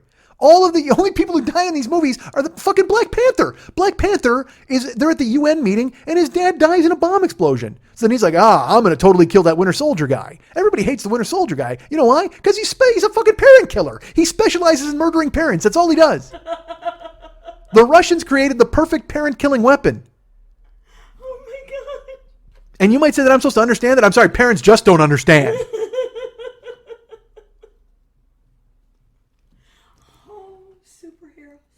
So I don't know. I mean, I enjoy them for what they are, but I have to, I find myself, I want to see, what I want to see? I just want to see two people at dinner talking about the issues of their lives. I guess, I don't know who I am. I kind of do. Like, I'll watch My Dinner with Andre or something like, I don't know what I want to fucking see. You know what? Killing Them Softly is like the perfect movie for me. You know what? I haven't seen it since I saw it in the theater, but I want to see it again and again. I want to fucking check it out because it's basically Jungle Land, the movie. It's just the story of these small-time losers who do fucking small-time crimes and then fucking everybody dies and everybody's sad at the end. Good. I'm in. Perfect. Gandolfini in a fucking bathrobe, sad. I'm in. Done. That's my movie. I was in the car last night and I thought of James Gandolfini being dead. And then I thought of Philip Seymour Hoffman being dead. And I was like, God damn it. Because again, I was thinking about Bowie and Prince. And, they're gone. And we just lost somebody. Oh, Gordie Howe just fucking died. Muhammad Ali died? Dude, come on. Yes, everybody dies, but fucking stop dying now. And here's the weird thing. Did you know the Winter Soldier killed Muhammad Ali? I saw the video of it. He reaches in and throttles him. And Layla Ali is standing there watching the whole thing, and I'm supposed to think that Layla Ali is going to go along with the Winter Soldier from now on? No, Layla Ali is going to want to kill the fucking Winter Soldier. And Captain America's like, hold on a second here. Now, everybody does one wrong thing in their life. Holy shit. The Winter Soldier's killed 1,000 people, including 2 parents or more. Oh, that's a loud voice. But yeah, the Winter Soldier, he killed Prince and David Bowie. I don't know if you know that. There's a video of it. He killed Prince. He killed David Bowie. He's killing everybody. And we're all supposed to still think he's okay. Because you know why? Because he made a cool face when Captain America kissed a girl. We're supposed to be like, oh, you know what? He's kind of funny, even though he just murdered fucking everybody. That's terrible. Oh my God. The Winter Soldier killed Glenn Fry. Buddy, take it easy. You're killing everybody. He's killing everybody up in here. Everybody in the club getting killed by the Winter Soldier. Now, where's the Winter Soldier when we need him? Why isn't he in fucking Florida? Show up and fucking take that dude out. Seriously. I'm sure Omar has a kid. He's a parent. Kill him, Winter Soldier. Save the rest of these people, because I guarantee. I can't guarantee it, but I'm going to say probably 80% of the people in the club didn't have kids. Can't say that. Well, really, I can't say any of this shit. Let's be honest with ourselves. Well, I'm talking about scooping up a coyote and driving across the country, for fuck's sake. I mean, I can't say any of this nonsense. Well, no, you can absolutely say that nonsense. You just can't say for sure that none of them have kids. Some of them may be married lesbian couples or married homosexual couples that have adopted children, or children from other marriages before they came out, or whatever. Stop sucking the fun out of this Oh, nonsense. stop. Nonsense is nonsense. Distorting facts is not nonsense. I was speculating. I wasn't distorting facts. And we don't even know who they are anyway. Although I will tell you this, because people are saying I speak for the victims, and they keep putting those people in my timeline on Twitter and things like that. And that's a powerful, moving tribute to the people we've lost. And I'm sure the day they took that selfie where they were making a Cupid doll face and wearing a rainbow suspended tank top, they thought that would be their final legacy. I posted that about the bus ride I took in San Francisco. I'm like, if I die, someone send the police a fucking press photo. Do not let them use my driver's license photo. I literally put, if I die in this van, please someone make sure they get my press photo. Holy Christ. You know what? That's a business. I think we should do that. We should have glamour photography for your death.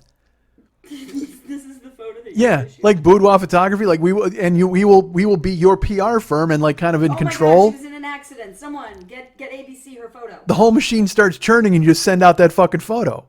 That's brilliant. That's not a bad idea. Because I mean, honestly, because when I think about my legacy, holy shit, there's a picture of me hanging out of a car door with my hair blowing in the fucking wind. I mean, there's all sorts of shitty photos of me out there. So I mean, I got to find a good one for my final one. I got to have something on deck. I don't want my headshot to be my final one. That was just with the orange shirt, my arms crossed, and like mad. This guy was totally sad about dying. No, he was angry about dying. Well, yeah. I just want a coyote on my shoulder. That's all I want. Coyote on my shoulder. Makes me happy. Oh, Schmitty and Bomb Pop. Do they bark? They make a noise, right? Coyotes? They squeal. No. Don't they? They howl. I don't know. Coyotes howl. Actually, the one who was in front of me just went, "No, you didn't!" And he snapped his little paw at me. Yeah, he did. He was totally upset. So I don't know. What were we talking about? Did he give you a shrug and a too? Hey, you want some? Who wants some? Arf, arf. I'm not a fucking dog, motherfucker. I saw one just like you, just sprinting for freedom, just running with his tongue flapping in the breeze. Yeah, that ain't me, motherfucker. I ain't going anywhere. This is a standoff. This is Tiananmen fucking Square. This is me putting a flower in your goddamn tank fucking hole. That's it. Let's do this. I think before all this nonsense, you were talking about what it was like to be at the film festival in San Francisco. Was I really? Because you said Saturday was great. They had 100 people. They had questions. And then you went off on a coyote and gay bar. Saturday was great. So I'm on the Comedy Film Nerds this week. Go listen to it because Graham wrote me and he's like, dude, you should go ahead and be on the Comedy Film Nerds. And I said, dude, that's where Civil War got us distracted. I said, the only thing I've sseen is Civil War, man. It's like the only movie I've seen recently. So I don't have anything to talk about because I know they watched that and spoiled the shit out of it right away. And so I said, I'm kind of on content fumes. He goes, well, that's okay. Watch a Netflix movie. And I'm like, I don't have Netflix. Again, I'm not a 2015, 18, 2000 dude, whatever. And he's like, well, I said, I don't have Netflix at my house. And so then I said, what about a movie called Bone Tomahawk, which is a movie that my friend Tyler and a bunch of people that keep telling me that I need to see. And I have not watched it yet. And he's like, we already talked about it. I'm like, fuck. I said, I saw a documentary on Netflix about David Schultz and John DuPont. And he's like, Foxcatcher? I said, no, the actual documentary, which has footage of them for real, that thing. And also there's I saw a documentary called The Imposter, which is about a family in Texas who, when their son is 13 years old, he goes missing. And then 7 years later, he turns up in Brazil. Pretty fucking crazy. So you got to check that out. Check out The Imposter. So I pitched that to him. And then I pitched a movie called Hush that I saw on Netflix. He's like, yeah, all that's fine. Whatever. Like they just want me on the fucking show because we're all in the same city, and I can go to their hotel room and it gets a fucking, because I know what it's like when you'll come here and I'm like, man, I don't know if I got a show in me. I don't know if we can get this done. And then 2 hours later we're both just going, whew. But that's how they are. They're just like, fuck, we got to get a show done. We got to do something this week. And because I looked, I was going to go to the movies. I go, dude, the only movie I would want to see is The Nice Guys, and I'm sure you talked about it. I got no fucking interest in seeing Turtles. I don't want to see The Lobster. I don't want to see fucking the Cripple movie. I don't want to see any of that bullshit. What the fuck are these films? Exactly. I'm so out of touch. There's some movie called The Lobster out there, and everybody's like, you should see The Lobster. I'm like, fuck that. And then there's a movie called From You Before Me. And it's, I guess, a guy who's like a fucking quadriplegic or whatever from the neck down, and then he meets a chick and he falls in love even though he can't bone her. I don't fucking know what it is. But I'm like, I can't go see this movie. Like the way you described the movie, you don't know anything about. Well, I mean, as far as, because that's what it's about. It's like a dude who's a fucking quad or a para. I don't know what the fuck he is. He's some kind of plegic. But he's fucking rolling around. Then he meets this chick and he's like, she's his nurse, and they're like, hey, I totally love you. And he's like, hey, we can't fuck. You know that, right? And she's like, that's okay. You before me. Ta-da! That's the end of the movie. That's what I'm assuming it's about. I have not seen it. But if it's about a fucking quad dude who falls in love with his nurse, be honest. There's not a lot of fuck in that movie. Let's be fucking completely honest here. There's not a lot of people getting laid in that movie. Unless he's like a kook quad and he likes to watch his fucking nurse get railed. Maybe he does that. Maybe he's a kook quad and he winds up in a fucking chair and he's dating her and she's like, yeah, I totally love you, but I still need the fucking cock. And he's like, well, you know what? You can go ahead and get a stunt cock in here and I'll watch. She's like, you before me. So he goes in and gets a fucking guy in there. He rails the shit out of her while he's in the fucking chair, and he's not getting fucking hard, obviously, because nothing is working below the fucking neck. This sounds like the worst porn film ever written. Or the best. Oh my god. A fucking weird, you know what? Because here's the I got it. No, now here's what makes it the best. Fucking quadriplegic dude. He's totally messed up, and he meets a nurse, and she's sexy as fuck, but he just can't fucking satisfy her. There's nothing he can do. There's actually a porn scene where she like does a striptease and nothing happens. So then she gets all naked, and then she positions him, and she just positions his mouth over her pussy, and he fucking goes to town on her. And he's like, oh my god. And she's like, you're really good at that. Oh my god, we should go totally concentrate on that. And so they do for a while, and they fall in love, and then he eats pussy, and then she works. But then she comes home, and she's kind of like, you know what? Fuck, I need cock. I'm sorry, I gotta leave you. And he's like, well, maybe we could work something out. And she's like, what do you mean? And he's like, well, I mean, I wouldn't care if you took lovers as long as I got to watch. She was like, seriously? He goes, yeah. So she goes out and and that's why he's the kook quad. So she fucking shows up. He's a kook quad, and she shows up with a dude, and she gets fucking railed on the bed while he's laying there. And all of a sudden, boom, fucking hard on in the chair. And he's like, check this out. And she's like, oh my God. None of the rest of him works, but that was the thing that tripped his trigger, and he got a fucking hard on watching his fucking nurse wife get railed by another dude. And so she comes over and she finishes him off. The end. That's a serious porn. Kook quad? Oh my God. I just created like 9 fetishes there. You got wheelchair fetish. You got fucking nurse fetish with the fucking weird clothes. You got fucking interracial fetish. You got fucking, all this. How is there interracial? You got to go that route, right? Okay. We got to bring those people in somehow. We got to get these people. I'm trying to hit every fucking fetish I possibly can for maximum downloads. So sure enough, that's the thing is he gets hard watching that. He watches his wife get railed by another dude, and she's like, check that out. Story on their podcast. Oh my God, I should have. Guys, did you check out Kook Quad? What is it? Oh my God, check this out. Next time you go back, you're totally reviewing It's quadriplegic porn, but the guy also, the massive twist is at the end, boom, the guy gets hard watching his wife get railed, and then she finishes him off, and then everybody's happy ever after. Do they ever review porn? Comedy Film Nerds? Yeah. I don't know. Chris has kids. Chris has like a fucking awesome wife and How do you think the perfect kids kids. got Huh? here? How did the kids get here? Well, I don't want to review that porn. Yeah, but I'm just I saying. don't want to be that. Like Chris and Audrey, I got to review that porn. I have kids. When people go to me, I have kids, I'm like, yes. No, they're trying to succeed in Hollywood, okay? I mean, I was trying to get out of they're trying to fucking make it. They want to be mainstream. Of course they don't want to review porn films. So They're missing out. So I said I didn't want to see any of those fucking movies. Turtles. I literally wrote them. I texted them. I go, they're still making fucking turtle movies? Turtles. So ridiculous. I can't believe it. Who's going to see that? I like Shredder. Get the fuck out of here. Jump in front of a truck. The same people that were in the airport wandering around with their stuffed animals all weekend. That's who's going to see that film. I see that a lot. I do not understand 27-year-old women walking around with a stuffed animal in a fucking airport. People at airports also have dogs. Yeah, Like tons of dogs. And they're like, that's a service dog. I totally need him. Why? Because he talks to me and he's friendly. Oh my God.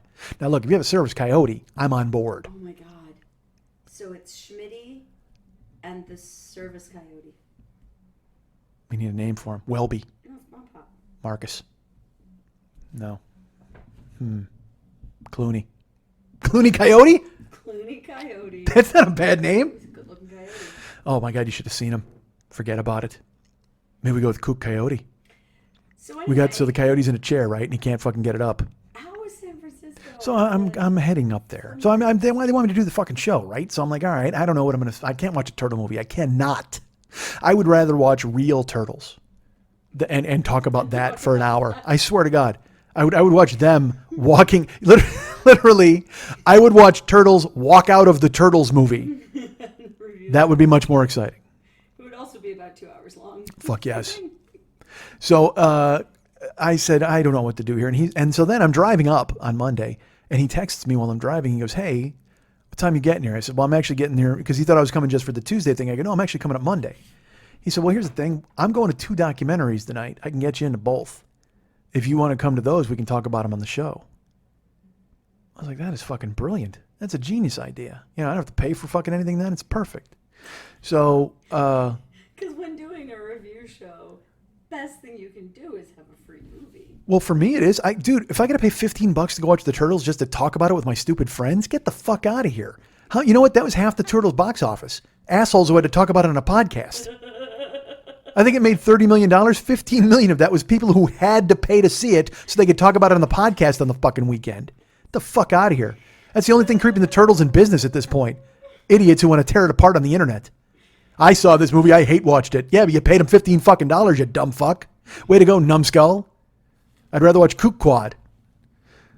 Kook Squad. Oh my God. Now, how about that? Oh my God. Kook Squad is like no, they are a special fucking team of weapon experts, paraplegics, and they get sent over enemy lines, and the enemies feel bad for them, and they push them around in their wheelchair, not knowing that they're there to fucking blow shit up. How about that? Kook Squad. And then, while they're blowing the enemy up, they watch all the enemies' wives get railed. It's perfect. Well, no, you got to watch your own wife get railed to be a kook, right? I think so. That's what I hear. I don't know. Because that's the slang on the internet. That's the slander now. Anybody there's no more you're a pussy and I'm a tough guy. It's like I'm an alpha and you're a kook. Because that means, if you don't agree with gamers from Gamergate, that means you like seeing your wife get railed by dudes. I guess that's the vibe I've picked up on all the articles that I've read. That would be an insult to anyone. God, people. What? People! Seeing your wife? No, it makes you. No, dude, you're totally a beta at that point, man. You're totally like you're sitting back and you're getting abused, man. You might as well be the one on the other end of the stick, man. I don't know. Judgment. Oh my God, that's all it is. Everybody's judging everybody about everything. So he's like, let's watch these documentaries. I go, well, I might get there in time. I don't know if I'll be there in time for the 7 o'clock one, but I'll definitely be there in time for the 9 o'clock one because I was driving. And that drive to San Francisco, that's a lovely drive. I've taken that drive with you, actually. Yes. You slept. But it's all farm country and bullshit. And then, but I will say this, I was able to stop at a gas station and they had potato chips. I like to buy weird chips. They had baby back rib flavored chips. And then they had red curry potato chips, which is my new fascination with this brand called Kettle Chips. They have jalapeno chips. They have sriracha chips. They have garlic chips. They have New York cheddar. They have fucking honey Dijon. Dude, that's fine. Honey Dijon. Well, I can't. You know what? I can't because me, my fucking weird OCD. There's one flavor I can't find. So I keep looking every Ralph's. Every time I stop when I'm driving, everywhere I go, I'm looking for this one flavor. If you can find it, spicy Thai kettle chips. Yeah, spicy Thai. Because for some reason I can't find it. I find red curry. I found fucking dill pickle. I found, whatever. I found them all. Salt and pepper. Sea salt and vinegar. Nobody fucking cares. But I get OCD, so I'm like, all right, I got to try all these flavors. So they got a maple bacon potato chip, which is fucking delicious. So the spicy Thai is the one that I can't find. I keep looking. But I found the red curry at this fucking out-of-the-way joint near fucking, I don't know, Gilroy. And I was all excited. Because I'm weird. So I get to San Francisco and, I put it up for auction with the members of the listeners. And I was like, who wants to, I'm going to stay at their place. I'm going to do this. I'm going to do that. And then it turned out a listener, a great friend of ours, David Watson, he stepped up and he said, hey, Mike, I can actually maybe do something for you here. And he did. So he was able to hook me up with a hotel like he did in Atlanta, which was very nice of him. And so I wound up going there and staying. I need you. What are you doing? I'm listening to you. Quit trying to find spicy Thai chips on the internet. I am, but I'm also listening to you. I can do both. Well, I can't talk to someone reading their phone. All right, now, so what you're talking about is It's boring. You're like, it's boring, so I had to check out and go on the fucking phone. Talking about David getting. He was very nice. He hooked me up and he got me the hotel. So I went and I got there really quick. I checked in. I ran back out. I met Graham down at the Roxy Theater where the Earbuds documentary was. And we went and saw a couple of documentaries. We had a great time. And then afterwards, I was starving because I had not eaten other than red curry potato chips. And again, I didn't do anything. Like I threw it out to listeners. I'm like, let's hang out. Let's do stuff. We'll go here. We'll do that. We'll do these things.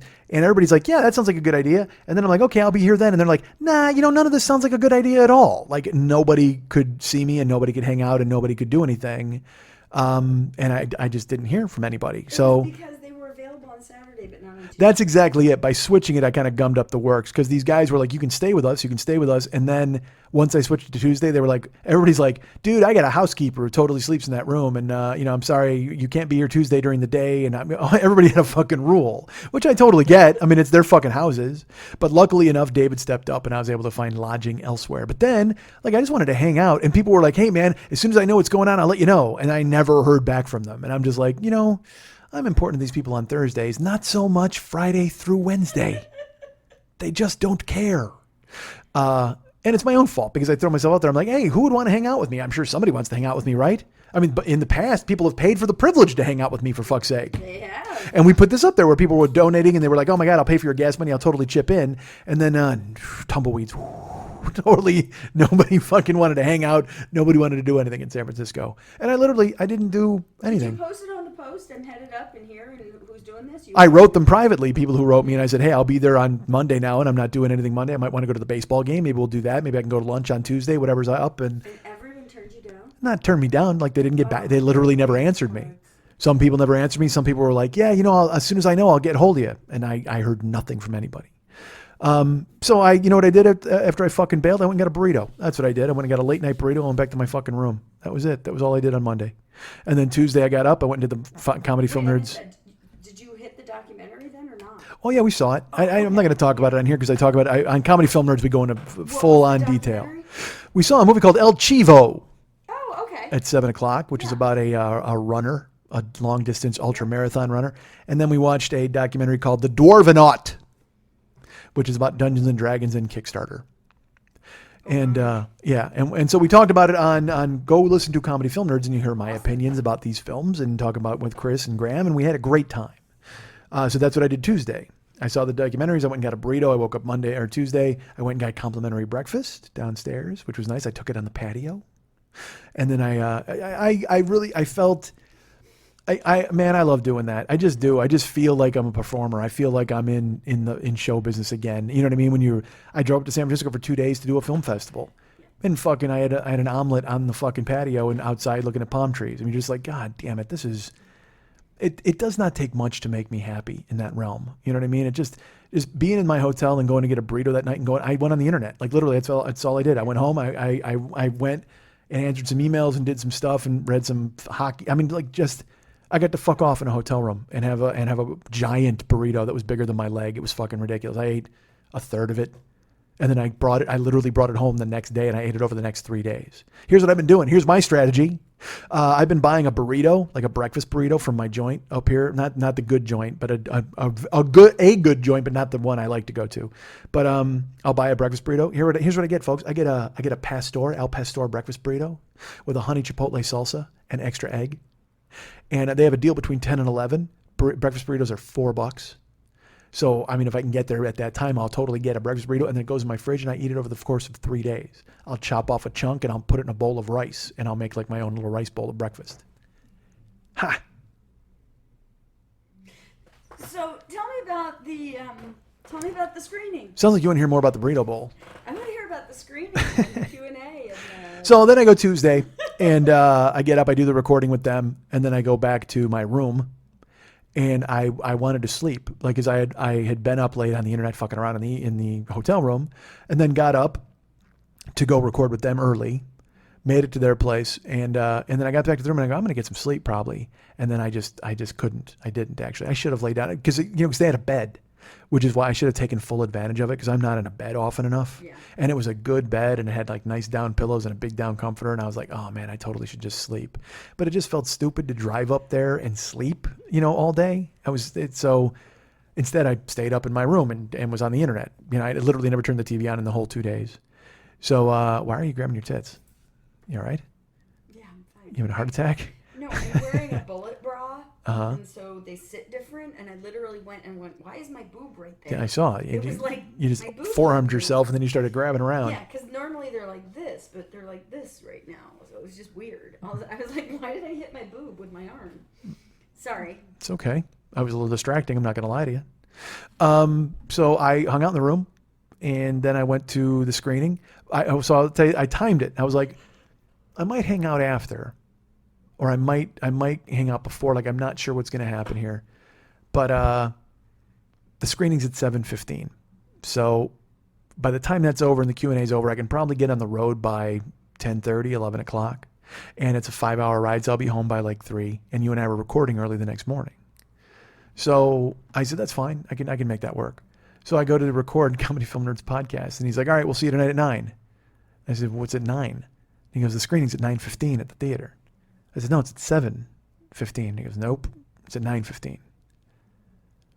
So then I go, that's why I'm like, I really should get a nap, but then I don't, because I've been up all fucking day, and I'm old, man. I used to, and I still do. Like, I've driven cross country, and I can put fucking miles on, but I was tired, and I should have slept. I just should have, but I didn't.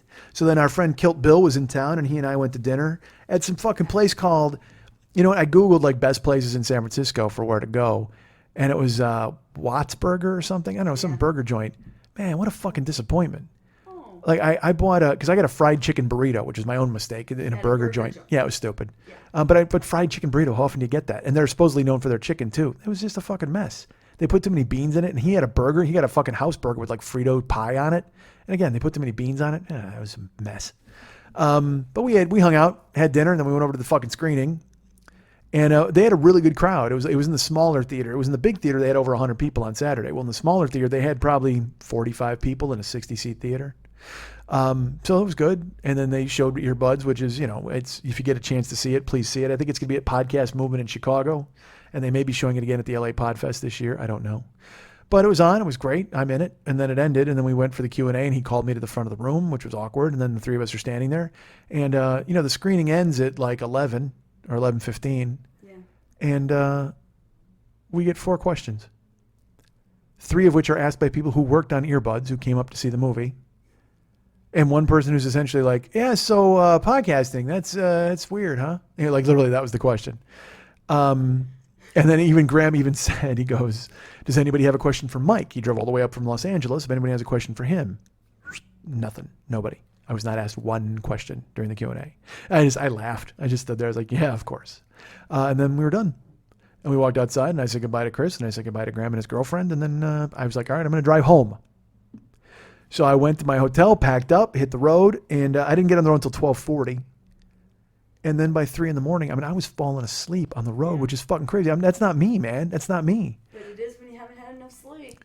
I pulled over. I put about 120 miles behind me, and then I had to pull over. And I'm really good at sleeping in the car.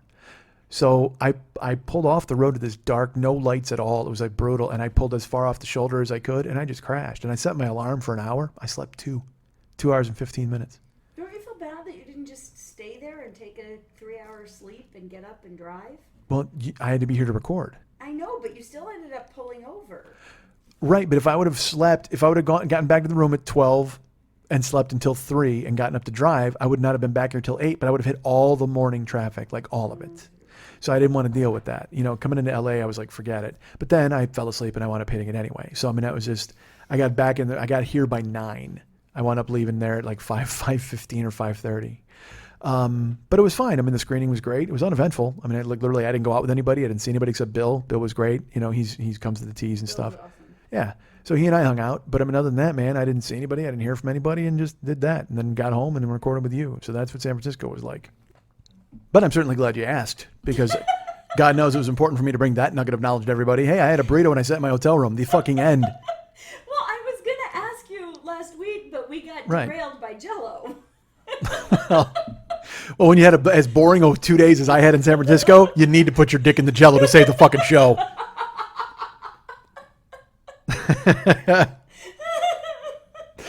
Honestly, I should put my dick in the Coyote right now just to save this fucking show. Oh my God. You guys can get me at MikeandMikeSchmidtComedy.com. Got a coyote full of cock on this show. Clooney. You guys can be my friends at Facebook. Me friends. You can be me friends. You can be my friends. I don't know. I was Chewbacca there. I was an Irish Chewbacca. Hey, be me friends. Wow. Weird, huh? Yeah. That's actually the noise Clooney the Coyote made when I fucked him. Big aura. Be my friend at Facebook.com/the40year-old boy. Follow me at Twitter.com/the40year-old boy. Oh, you know, I'm not a one-man band. I'm not the only guy bringing the show to you folks. Our friend Dave Hernandez does all the artwork, all the music for this show. He may have original music for this show this week. I'm not sure. We'll see. But he's available at artbydmh.com. Well, first of all, go to Facebook.com/DavidMexHernandez and be his friend and see his selfies that he continues to post. He does too. He does. He is. God, there was like 40 this week. Look, he's a good-looking guy. Why wouldn't you post your face 40 times a day? I like that he makes his own memes. Well, he's got Mex memes now. He's actually. I know, That's what I'm saying. It's like if you go to Art by DMH. Hysterical. Yeah. You just put a picture of yourself up and write stuff on it. I do it. It makes me laugh. And it's beautiful. So it's artbydmh.com, artbydmh.com. You've got your Valscapes, you got your Guycons, and maybe you'll get a Mex meme if you want him to make a Mex meme for you. But if you go to artbydmh.com, he will do whatever art you want him to do. He'll work in any medium you provide, or you don't have to provide it. No, what even to send the supplies. I will paint whatever you want. Just send me the paint. That's the way it should be. That's the way I should do it, actually. I will paint whatever you guys want. If you want to pay me, send me the paint. You know what's funny? On Facebook, they do that On This Day thing with the little throwback.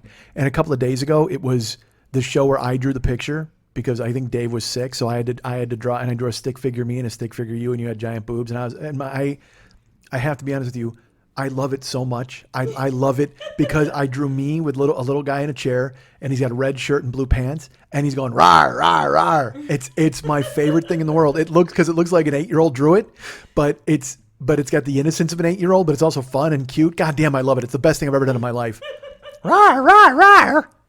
He's just sitting in a chair, and you're there. You're just standing there all pretty, and he's just like rawr rawr.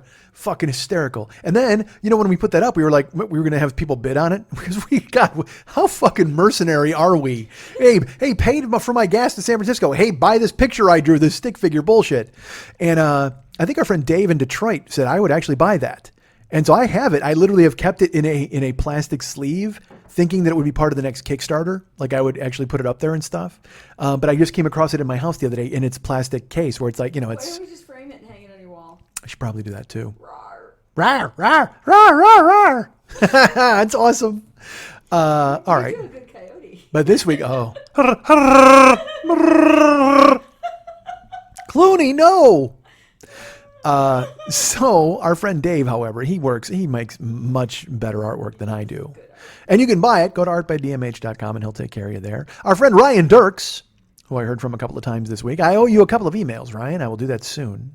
But Ryan is the web guy for this show, and he is the guy who takes care of all of our web stuff. All of it. Including webbing the Falcon and the Winter Soldier to the floor in a fight. Ryan can do that for you. And he can actually squeeze you out the goat milk that you drink from when you're taking a bath with 4 dudes. So Ryan Dirks, go to facebook.com/Ryan Dirks and be his friend there. And Lily Von Stupp is the producer of this show. She is here this week, thankfully gracing me with her presence. I've got to sit down with her and her book and figure out when she's in town and when she's not. But the show is always better when she's here and around and helping me out. You can go to facebook.com/Lily Von Stupp and gaze at the beauty of that page, but not join, not be a friend because she's all full up. But if you go to twitter.com/Lily Von Stupp, twitter.com/Monday Night Teas, nope. Twitter.com/Lily Von Stupp, Twitter.com/MNTs, Twitter.com/Hollywood BQ Fest, and Twitter.com/Boobdini, and be her friend there. Follow her, check her out. Well, you're her friend on Twitter, but you're not really her friend. You're following her, so you're more of a stalker, creepy dude, but that's fine. She doesn't care. So check her out there. Also, you know, Lily has a Patreon page, and it's patreon.com/Lily. I believe, right? Just that? Or you can just go to votelily.com. Or go to votelily.com. There you go. But it's or patreon.com/Lily. And you can support Lily in all of her tours and her artistic endeavors, which includes coming here and enjoying this show. It helps pay for her gas money. It helps her out all the time. So think about her, take care of her, and go to patreon.com/Lily and help her out. We'd appreciate it very much because she helps this show out. But if you'd like to write her a personal note. Oh, please do. And find out just exactly how her boobs lay when she's got a bullet bra on and she's laying on her back rather than sitting up in a chair. I wasn't laying on my back right now. Not right now. I was reclining though. I do. Yeah. Yeah, they're swooping around. They look weird, right? I don't know if they look weird. They're just, they've moved. My boobs like Uma Thurman's makeup. Your boobs are like a couple of bowls of Jell-O for 8 days in a fridge. It's lime. It's lime. It's for fucking. It's for eating. You can find her at that's you know what, that's actually that should be their slogan for Jell-O. It's lime. It's lime. It's not for fucking. It's for eating. We got to get a T-shirt that says that, right? Let's. Oh my God. What else did we invent on this show? We invented that. We invented the fucking the glamour photos for when you die. Yes. Look at us, cottage industry, constantly looking for $1. Holy shit! Fund Lily's Patreon so we can make a fucking Jell-O T-shirt and then make photos of you when you're dead. But if you want to write a personal note and find out about her tits, go ahead and write her at Lily please. at burlesque411.com. That's Lily, Lili, at burlesque411.com.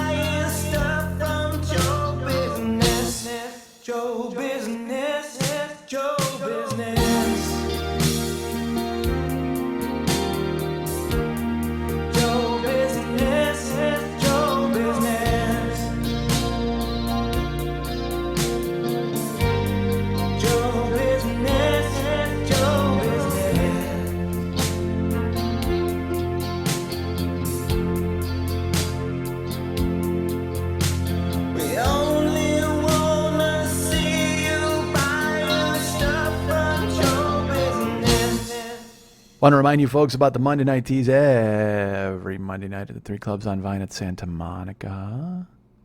There's fantastic events there. There's a comedy show there in a month. I should probably book somebody. But mainly, it's known for the Monday Night Teas, which is Los Angeles' top burlesque show. But you know what? The West Coast's top burlesque show, as we all know. You know what? I'm going to call it the best burlesque show on the entire globe. I use a globe, or the planet. I should say the planet. On the globe. I think globe sounds sexier than planet. Spanning the globe with lots of naked globes. The globe. Indeed. And I happen to know the producer of that show. She's a fan. Doubtful, but she's a friend, certainly, and she's sitting here right now. Her name is Lily Von Strupp. Hi, Lily. How are you? Hello, Michael. I am fine. Fantastic. Lily just ate a gigantic roast beef sandwich that was ridiculous looking. But I didn't eat it all. Did you notice I didn't eat half the sandwich bread? Yeah, you ate it open face, Yeah. which is even weirder. Well, there was just too much bread. Well, you ordered on a hoagie roll. Yes, I know, because I like a hoagie roll, but I don't like a whole hoagie roll. I like a half a hoagie roll and a whole sandwich full of meat. And nothing on the sandwich. No. It was naked. Ask me why. Why don't you want anything on your sandwich? Because of cheese contamination. You think the tomatoes have cheese contamination? They cut everything with the same knife. Ah. Even when they slice the beef, I'm pretty sure they did it right after cheese, but I can only control so much. Ah. Oh, man. Yeah. Your body's a mess. My body is a wonderland. Yes. A mess on Wonderland Avenue. That's what I'm going to call it. Mess on Wonderland Avenue. That was my favorite made-for-TV movie when I was a child. The Mess on Wonderland Avenue. Besides Lance at 16. What was that? Oh, Lance at 16. Or no, I apologize. That's a TV show. The Loneliest Runner was my favorite, the show that I'm thinking of. What was the Mess on Wonderland? The Mess on Wonderland Avenue? It was about a bedwetter who lived on Wonderland Avenue, and his mother, he constantly hung the sheets out the window to embarrass I him. remember that. That's actually The Loneliest Runner. Oh. There is no mess on Wonderland Avenue. Thank you for sucking the funny out of that as well. I thought you were being serious because all of those after-school specials had the best names. You know, Story of a Teenage Runaway, and you know, Tammy was a Who starred in Dawn, Portrait of a Teenage Runaway? Marsha Brady. You are so close. Jan I was just about to say I would give you the other half of your hoagie roll if you win. It is no, it's Eve Plum. Let's get it fucking right, please. Well, no, it was Jan Brady. Eve Plum. She was a teenage runaway, and it was all Marsha's fault though, because she ran away in the TV show first. My nose. So, our good friend Lily Bunchtup is a fan of roast beef and naked people, and sometimes those twain meet, if you know what I'm talking about. You ever been to a strip club? Of course you have roast beef. But at her show, you won't see any roast beef because there's thongs and C-strings and all sorts of stuff like that blocking it. Did you just refer to a woman's vagina as roast beef before you talked about my show? I think it was in the middle of talking about your show, possibly. This is not good. Well, I mean, I don't mean it in that it's not in a mean You way. didn't mean it in a misogynistic, kind of gross sort of... No, I meant it in a hot, Jesus Christ, I can't wait to put my tongue in that roast beef sandwich way. That's what I meant. Oh. So it's not really a sandwich, really. Wow. Yeah, how you doing? So it's an amazing show, the Monday Night Teas, every Monday, and we're dark in June. Yeah, Unfortunately, there's very nobody dark. there. And I know you're thinking dark in June. Does that mean there's no lights, or you're only casting performers of color? No, none of those are true. It means that there are no shows. Could you imagine if I'd have done Dark in June and it would all have been shows All of women of color? women of color. Oh my God. They would all be epileptic over that. Yeah, they'd probably be upset. Oh, the burlesque community does not suffer anything well. If I've learned anything, it's about the burlesque community. It is that they are quite sensitive about everything. They are extremely not inclusive. I will say that, because the moment you do something that offends them, boy, oh boy, you get the scarlet letter asshole. I don't know if you're aware of this. However, in the 20s, performers wore shoes just like that. And so you should never wear those shoes because those performers were racists. It's kind of true. And again, a lot of it is very valid, but some of it is like, seriously. I only use an organic feather boa. There are the ones that do that. There are vegan dancers that don't use feathers or any type of leather or... From free-range stripper chickens. And then, but then the flip side, there are girls that do all meat acts where they come out and they're covered in meat, because burlesque is all inclusive and hateful at the same time. You know, I saw the roast beef act that I was alerting to earlier. Oh, I was a fan. I enjoyed it. Oh my God. You don't get to see it very often, though. It's rare. Ah! Well, actually. What was that? You know, Woody Allen? What are When you you doing? mansplain things. Well, actually. The start of every mansplaining on the internet starts with, well, actually. You know, my friend Jen Kirkman, and by friend I mean I've met her and she may recognize me, maybe not. I don't know, but I like her. And she's very funny. And we've met on occasion and we've been friendly.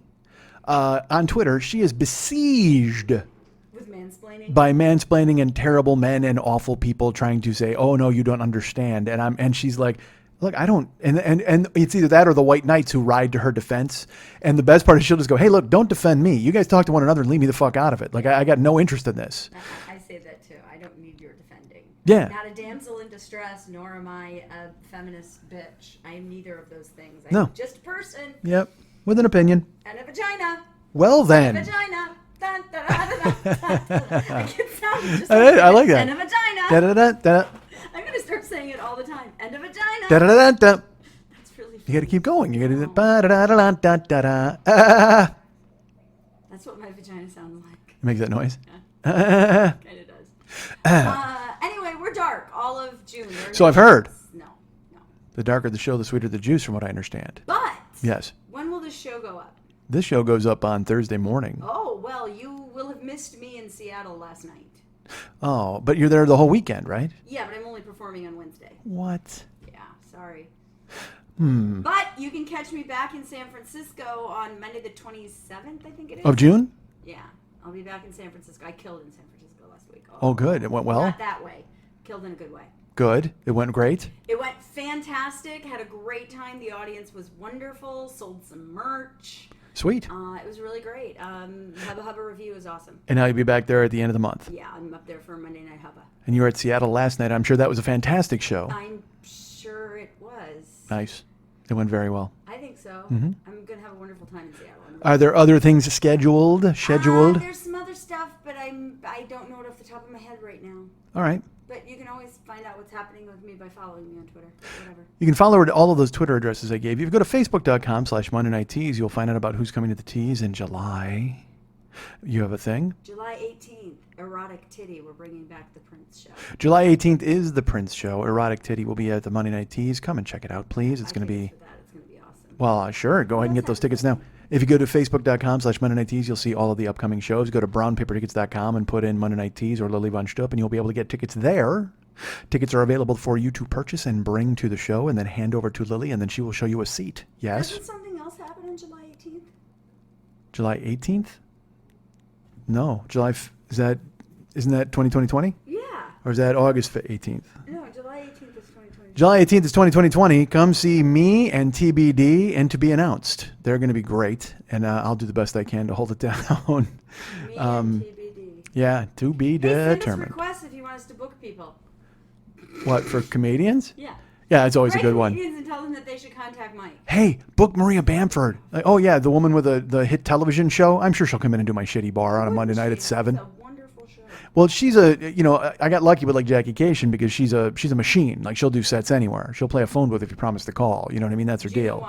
why? Because she's really good. Because do you know how you get really good? By performing a lot. By constantly working. And she's putting together her new hour for her new special and her new set. So you go out and you work it out and you do it. Nah, I prefer just showing up once a year at Podfest and winging it and doing 90 minutes and leaving. Oh my God. Please tell me that if you do the set at Podfest and you release it, you'll just call it Mike Schmidt Winging It. Winging it. Oh, Winging It. Mike Schmidt and the Winging It. I like that. Like Paul McCartney and the Wings, Mike Schmidt and the Wings. Oh, when that show's coming up. Like a flower. When is Podfest? Coming up. I was doing McCartney. I know, but when is Podfest? September. I hope I'm in town for I think it's the 3rd of September. because there's nothing I like more than meeting listeners. That's a date I'll always remember. Because that was the day that the Podfest died. Anyway. Never knew about her. Never knew nothing but things about him. Mama, I'm depending on you to tell me the truth. Say it again. Let's plan a Podfest party. Let's Let's get a room and people will be like potluck. And we'll This sounds like a fantastic idea. I can't wait for no one to show up.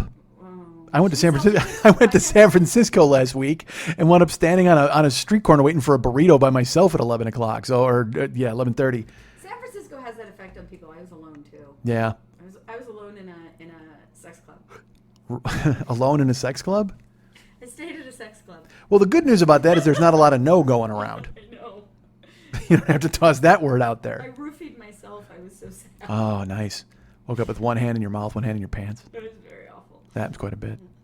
Well, good. All right. Well, so, we can't organize a Podfest party. We'll get to that in a second. Why can't we have a Podfest party? I want to have a Podfest party. Because fucking nobody cares. They're in town to see real people doing real shows, and by the time we schedule the party, it'll be head to head with some show that people want to see, and then you and I will be in a room with like 2 covered dishes and a spoon, and like just going, man, nobody's gonna fucking show up. Who wants this cauliflower au gratin? Who makes cauliflower au gratin? What a monster! Are you saying that cauliflower au gratin would not be good? No. I think it sounds delicious. What is wrong with you? It sounds like an. Sounds like I'm alone at this party. This party just splintered. I'm the only guy. No, I think I will organize a party for you. Yeah, that's wrong. Podfest. Again, foolish. I want a party. The room at the Sofitel is going to be like $450. And you're asking, you just said people would bring like a dish or whatever. Dude, they're in town staying at the hotel. All right, we'll cater it. We'll sell tickets for $20 each. We'll cater the food. I'll bring over a bottle of vodka. It'll be awesome. Why are we such mercenaries? We're not going to get dime one. I'm lucky to get people to come see me fucking What talk. if we just throw a party in a room there, and I just bring all the liquor that I don't drink at my house normally, because I have a full bar, in case anyone ever comes over. I did what my mom did. I bought like one of everything. So I mean, if you want to come over to my house and have Bombay Sapphire, I have it. Got it? But I don't drink it. Yeah. I don't think I ever opened it. What if I bring all that liquor to a hotel room and we just have like a 2 a.m. after party and That- pillow fight. That's sure. You know what? And it's going to be me and you doing it, and then we're going to both pass out. And we're going to wake up in the morning and go, that was a bad Bill mistake. will be there. Kilt Bill's not showing up. He and Eric are going to take their kilts elsewhere. No, they'll both be there. Who else will be there? Nobody. Yes. The Boyds, they will not walk into the room. They will not even no way. It's not happening. Jane Lear, you think she shows up? You're trying to ruin my party already. I throw great parties.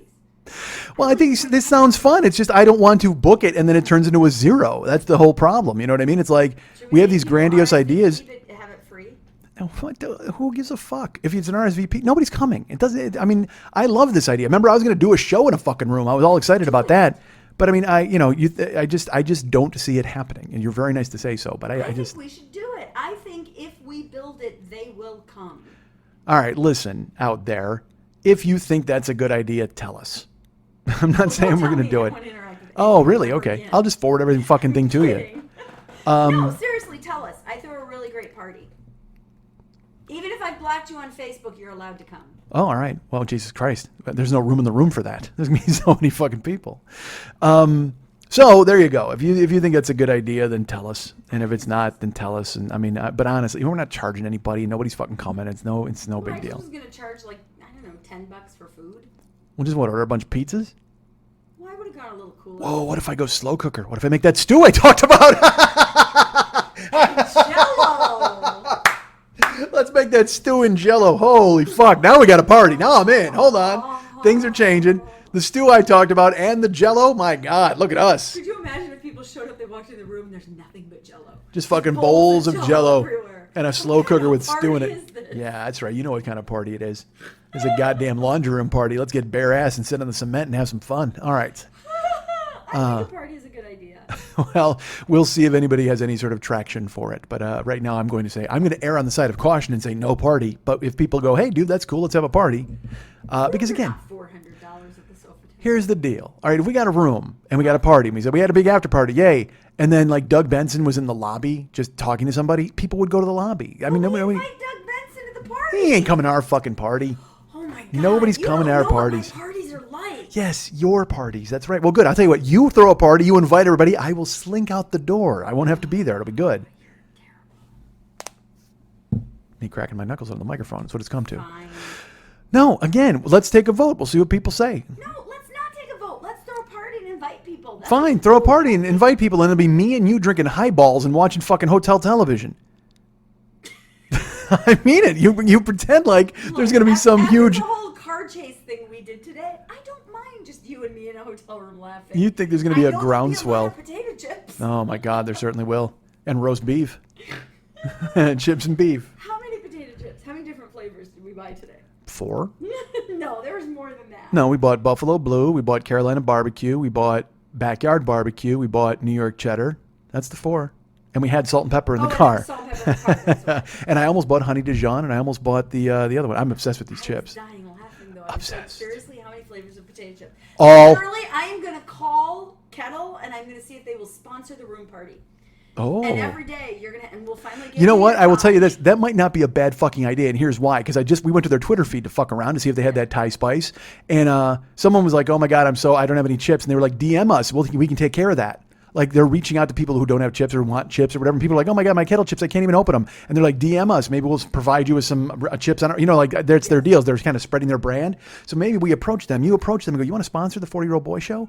And then fucking and We'll they just have a big party there, sponsored by Kettle Potato Chips. It'll be in our hotel room. It'll be the Kettle after party. see. I can't wait because here's the thing. And let's call Kettle One. Let's get Kettle One and Kettle Chips. Let's go double my Kettle. God, that's branding confusion. They don't Kettle want Kettle. Let's get that They working. don't want that. That's brand confusion. You can't do that. I just want to be there for the meeting when you say you go to Kettle Chips and you pitch me and they're going to go, is that the show where the guy fucked a coyote? Is that the show possibly? And you're going to go, no. That was Jello. He just talked. You about should have said it depends on what week you're talking about. He actually fucked the Jello. He only talked about fucking a coyote. Oh, Get your yeah. facts straight, then distort them at your leisure. So there you go, the Monday Night Tease. I think we're gonna have we're totally having a Podfest room party. I still don't have a code, by the way, if you're buying tickets or any of that So nonsense. don't buy tickets till we get a code. Or a Jesus streaming Christ. download, Let yeah. me call him and get your code right now. Call Kettle Chips. Maybe they got a code for me. That's my code, Kettle Chips. All right, so that's that. So also go to MikeSchmidtComedy.com and go to the Joe Business page, and we've got all sorts of cool stuff on there. We've got the Yurt Dirt Dirt shirts. We've got Mystery Shirt. We have download sets, years 1 through 7. We have you can buy them individually or buy them as the 7 Deadly Schmitz box set. You can have the Big Angry CD. I'll sign it for you if you want to buy a physical copy, or you can just go to Spotify and listen to it 1,000 times and get me 4 cents. And then there's, of course, the Amazon link. That's one of the truly important things because you guys are using it. It's really helping us out, and we see money at the end of every month, and that's really, really great. Thank you so much for that. We appreciate it. So go ahead and use our Amazon link. Buy stuff. You get stuff. We get stuff. They give stuff, and they get your money. It's look at that. It's a symbiosis, I would call it. A symbiotic relationship between us and you and Amazon. Between us, and them, and Amazon, So go to that page and do all that stuff and check all that out. And 2020 tickets are on sale at Gold Star. Go to the link. I'm going to be there. That's all that matters. It's $5 to see me, and then whoever else fucking shows up. How great is that? And I will tell you this. It's a show where we talked about coyotes and we did nonsense, and there's a lot of crazy in here. But we started the show talking about. It's a comedy show. You try to be funny. You can't sit down and have a fucking weird discussion of the issues without fucking a coyote at some point. Of course. So, God, why am I not the host of Meet the Press? Meet the coyote. Yeah, how you doing? Hey, you. Ooh. All right. So, my point is that earlier we were discussing things that were important. And I may have bastardized them by spinning off and talking about different things. But, things are fucking weird right now. And we just had, essentially the battle of Rainbow Knee down in fucking Orlando, and everybody got fucking wiped out, which is a drag. Well, seriously. I mean, it's awful. It's awful what happened. I feel terrible about it. And so it permeated the show a little bit, and we thought about it this week, and it's still fresh in our minds. This will be coming out a little later, but we're recording on a Monday. But Dave, our great friend David, also was affected by this, and he's done some work and some soul searching, and he was affected by what happened, just like the rest of us were. And so he has given me some new music, contributed a song that I'm going to play. And I feel as if I have somehow, I certainly hope I haven't devalued this song by doing this all the silliness beforehand. But this is, David's little message and his little tribute. Fuck that. I don't want to say little. David's tribute, David's thoughts, compiled in musical form. When you look at a thing like this, everything we do is little. Well, certainly, yeah. That wasn't a belittling thing. That was simply in this whole giant pool of terribleness. Each one of us needs to have a small little part of making it better. Well, you can't stop doing what you're doing. I mean, it's a shame. Unless you're down there. I mean, fuck, I think the whole world has probably stopped for all the people involved in this tragedy, and that's terrible. But I deal with things my way. Like I said, my brain immediately went to jokes, and then I went, don't fucking do that, dude. I told you I still have regrets telling jokes about Sean Penn's fucking house on fire or in a landslide or something. I just shitty. So which is weird for me, because usually I just fire away. But our friend David, who does all the music, he was affected over the weekend, and he felt motivated and moved to come up with what I'm going to use as our closing song. So here's our friend David. Oh, yeah.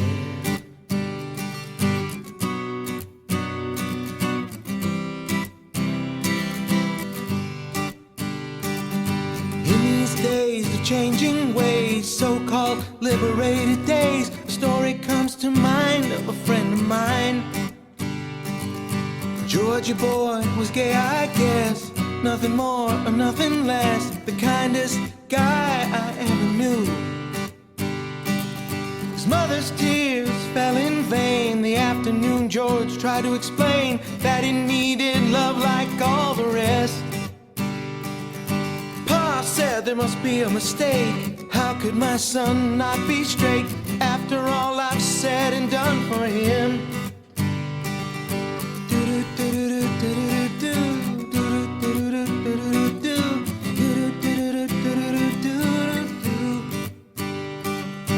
Leaving home on a Greyhound bus, cast out by the ones he loves, a victim of these gay days it seems.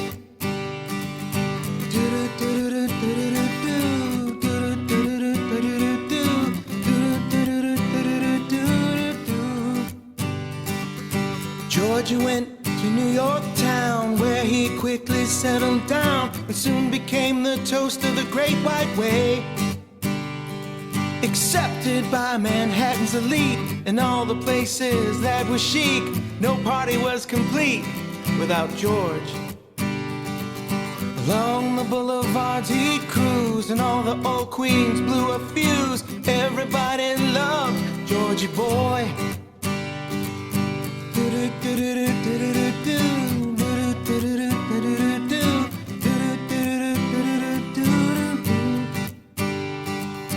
Last time I saw George alive was in the summer of '95. He said he was in love. I said I'm pleased.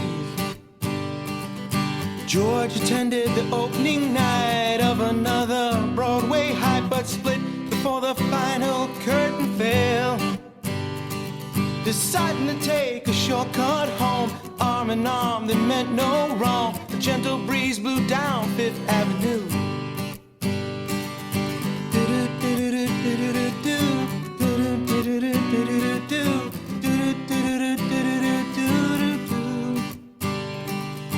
Out of a dark inside street came a New Jersey gang with just one aim: to roll some innocent passerby. There ensued a fearful fight. Screams rang out in the night. George's head hit a sidewalk cornerstone. A leather kid, a switchblade knife. He did not intend to take his life. He just pushed his luck a little too far that night. Sight of blood dispersed the gang. A crowd gathered, the police came. An ambulance screamed to a halt on 53rd and 3rd.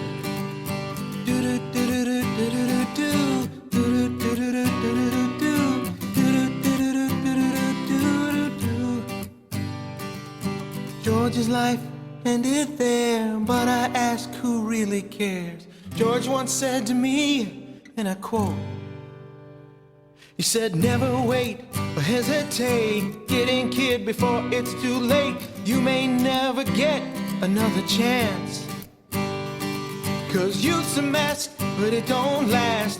Live it long and live it fast. Georgia was a friend of mine.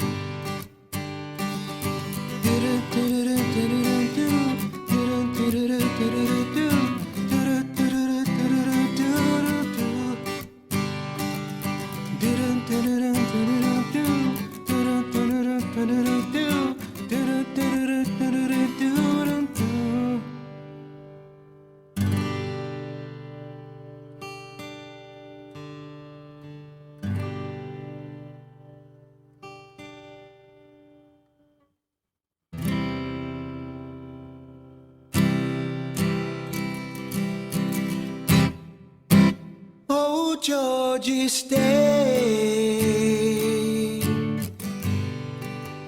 Don't go away. Georgie, please stay. You take our breath away.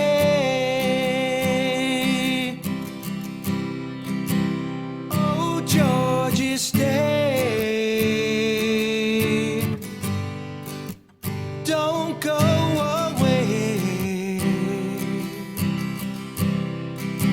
Georgie, please stay. You take our breath away.